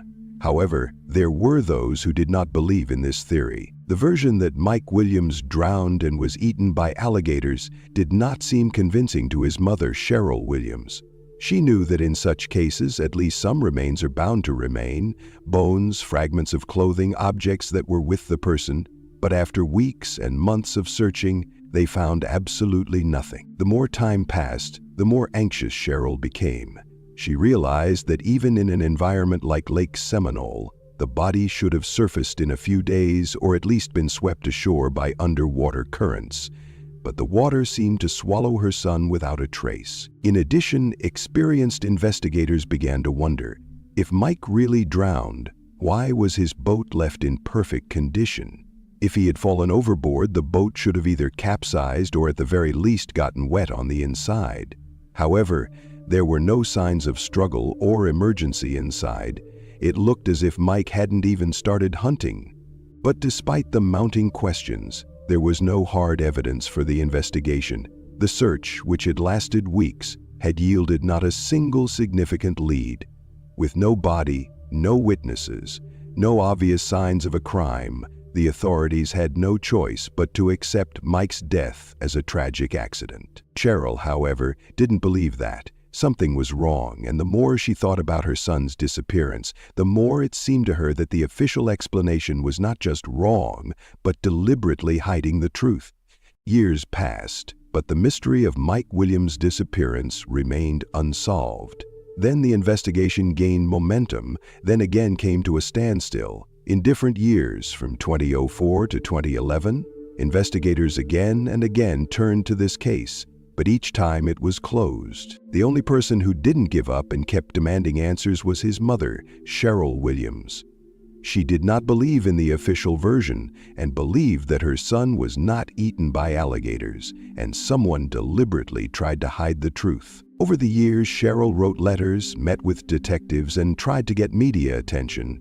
She believed that if she kept pushing the investigation, sooner or later the truth would come out.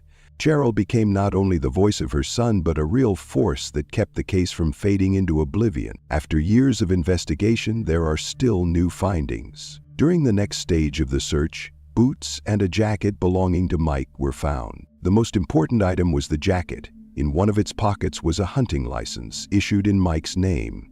This proved beyond a doubt that the items found belonged to him. But what alarmed the investigators the most was the condition of the clothes. The boots, jacket, and ID looked virtually untouched. They were not torn, tattered, or damaged, which strongly contradicted the alligator attack. If Mike's body had really fallen victim to wild animals, nothing would have been left of the clothes. The teeth and claws of alligators would have left obvious marks.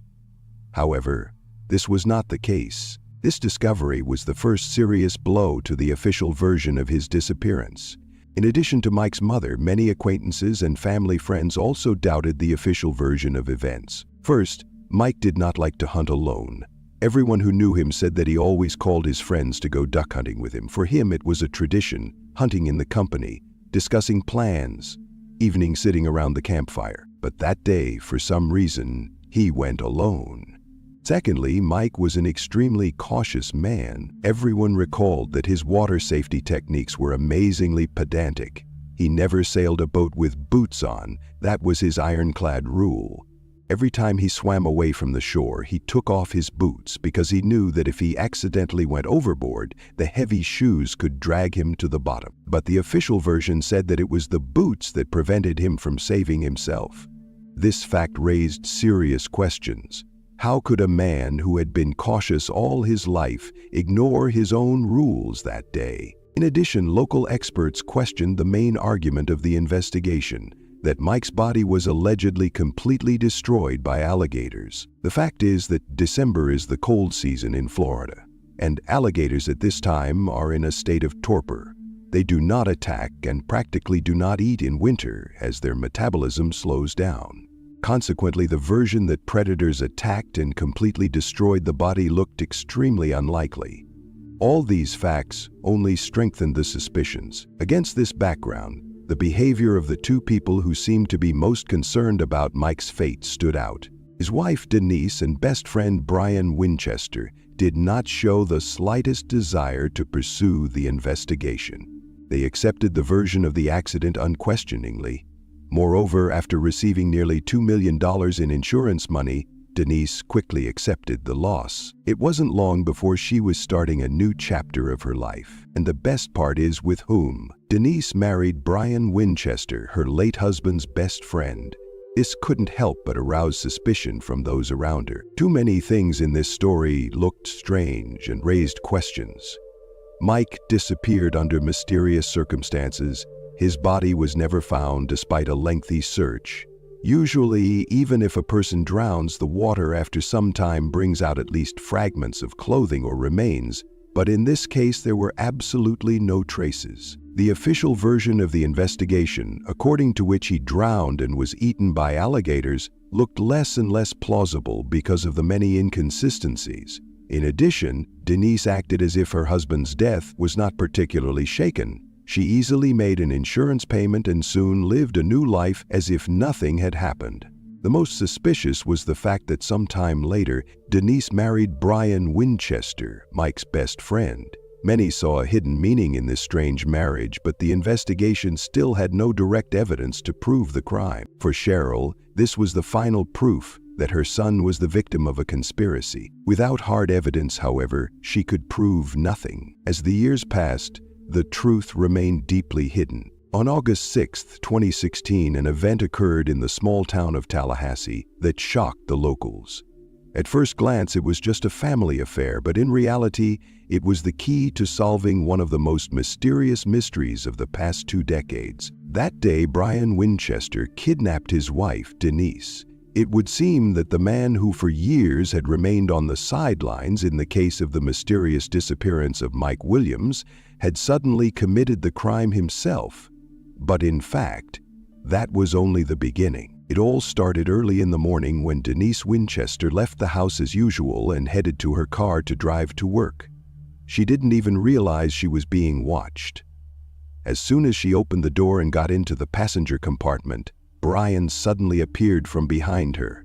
He had hidden in the back seat beforehand and was patiently waiting for the moment to take her by surprise. He clutched a gun in his hand, and as soon as Denise was inside, he moved forward sharply, pointing the weapon threateningly in her face. His breathing was heavy, and his voice trailed off into a scream. He wasn't going to let her go that easily. To him, divorce meant the complete destruction of the life they'd been working toward for years. It wasn't just a breakup. It was a betrayal he couldn't accept. Brian was in a state of extreme nervousness. His hands were shaking, his emotions were overwhelming him, and at one point he even turned the gun on himself. It seemed to him that if he lost Denise, he would no longer have any meaning in his life. He had backed himself into a corner, seeing no other option but to force her to stay close by using fear and pressure. Denise realized that any careless word could have irreparable consequences. She tried to keep her cool despite the obvious threat. Gradually, she managed to convince Brian that they could talk things over and that they should not make any hasty decisions. She assured him that she would not go to the police and that they still had a chance to make things right. Those words had an effect on Brian. He began to calm down, his grip loosened, and after a few hours he finally decided to let her go. He was sure Denise would keep her word and not betray him. But once she was free, she didn't hesitate to go to the police and file a report. After Denise's statement, the police quickly found Brian. He was arrested and charged with kidnapping and threatening to kill. At the trial, he looked lost. He already knew he could not escape punishment. In December 2017, he was sentenced to 20 years in prison. It seemed like just a family drama that got out of hand. But in fact, it was the key to solving the most high-profile crime of recent years. Once behind bars, Brian Winchester remained silent for a long time. He hoped that he would be able to cope with the situation, but with each passing day, he realized, now he is completely out of control. His power over Denise was gone, she had betrayed him, and worst of all, he was all alone. For the first time in years, he felt helpless. The once carefully thought-out plan had crumbled, and there was no way out anymore. After much thought, Brian realized that the only thing he had left was the truth. He had nothing to lose, so he decided to speak up. In one of his interrogations, he made a shocking confession. Mike Williams was not killed in an accident, he was murdered. Brian told how it all happened, and this moment became a turning point in the case, which for many years remained unsolved. They'd been in love since high school, but they were both married. Divorce? That was unacceptable to Denise. In their circle, divorce was considered a disgrace. It would mean condemnation from family, church, society. Denise wanted them to be together, but she didn't want to ruin her image as the perfect wife and mother. Then they had another option. Brian confessed that they realized that if Mike was not alive, all the problems would disappear by themselves. Denise would get the insurance and no one would suspect a thing. They decided to kill Mike. The day Mike Williams was killed, Brian was waiting for him at Lake Seminole. When Mike arrived to hunt, Brian got into his boat. They got out on the water and Brian said they should check out one good place to hunt. When they got far enough out, he jumped on Mike and pushed him overboard. He was floundering in the water, trying to stay on the surface. That's when Brian pulled out his gun and shot him. Mike died instantly, and Brian moved his body to another spot and buried it. Then he returned to the lake to fake the accident. Where was the body? Brian told the investigators where they had hidden Mike's remains. The police immediately went to the location Winchester had given them. They found the body. It was buried deep underground. Despite the time, the remains were in good enough condition to be forensically examined. Investigators took DNA samples and compared them to Cheryl Williams, Mike's mother. 18 years after Mike's disappearance, his body was finally found. It was now clear. He hadn't drowned, he'd been murdered. Denise's arrest. After these confessions, the investigation finally had the evidence that had been missing for so long. When questioned, she tried to defend herself. She said that Brian had threatened her, that he forced her into the conspiracy, that she didn't want to kill him. But the interrogators already knew the truth. They knew that Denise and Brian had been together for years. They knew that her marriage to Mike was a sham. And most importantly, they knew that Denise was the mastermind behind the murder. She didn't want to lose her reputation. She didn't want to suffer the shame of divorce, but she wanted to be with Brian and get the insurance money. Denise's choice was fatal. Now she had to answer for her actions in court. The arrest of Denise Williams became a real sensation. Almost 18 years after the disappearance of Mike Williams, the investigation finally had undeniable evidence of her involvement in the crime. Now she had to stand trial and answer for what she had done. The prosecution was based on the confession of Brian Winchester, who detailed the conspiracy, the murder, the staged accident, and the motive for the crime. In addition to his testimony, the investigation had physical evidence, including Mike's remains and proof of insurance fraud. The case garnered tremendous public outcry. Tallahassee citizens who had once sympathized with Denise were now horrified to realize that she had deliberately orchestrated her husband's murder for money and a life with Brian. The prosecutor's office brought 3 serious charges against Denise Williams. First, she was found to be the organizer of a conspiracy to murder Mike Williams. Second, she was charged with insurance fraud. Third, she was charged with aiding and abetting first-degree murder. Prosecutors said Denise was a key figure in the conspiracy. Not only was she involved in planning the murder, but she actively contributed to its cover-up, misleading everyone for years. Denise's attorneys built a defense on her allegedly passive role in the crime. They argued that she was the victim of manipulation by Brian, who forced her to participate by threatening her. In addition, the defense tried to refute accusations that Denise orchestrated the murder for insurance money, arguing that she never showed any particular interest in her husband's money. But those arguments were shattered in court. The prosecutor's office presented evidence of Denise and Brian's long-standing affair, proving that Mike's murder was a carefully planned move for the sake of their future together and financial gain. During the trial, the prosecution presented the testimony of Cheryl Williams, Mike's mother. She described how she had fought for justice for years, how she had faced resistance from Denise, and how she had suspected her of lying all these years. Also presented in court were phone records of Denise and Brian, which showed that they had been in contact after Mike's disappearance, which confirmed their conspiracy. The main witness, Brian Winchester, detailed how they planned the murder, what they did afterward, and how Denise suggested waiting until Mike was officially declared dead to get insurance. His testimony was so exhaustive that Denise's defense could not refute it. On December 14, 2018, a Leon County jury found Denise Williams guilty of conspiracy to murder, insurance fraud, and aiding and abetting first-degree murder. On February 17, 2019, she was sentenced to life without parole for conspiracy to murder and accessory to murder, and an additional 30-year term for insurance fraud. In 2020, Denise Williams appealed, and the trial panel reversed her conviction. First, she avoided a conviction for fraud. To dismiss the charge, she turned over the entire amount of the insurance payout and the house to her daughter, thereby recouping the money she received and formally avoiding punishment for the financial crime. Second, the court dismissed the charge of accessory to murder because there was no direct evidence that she directly participated in or assisted in the crime. Despite Brian Winchester's admission that the murder was committed as part of their conspiracy, there was no legal basis at that time to consider Denise an actual accomplice to the murder, because she was not present at the crime scene. So, in 2020, the court vacated the fraud and accessory to murder charges and changed the sentence. The new sentence was 30 years imprisonment for conspiracy to murder.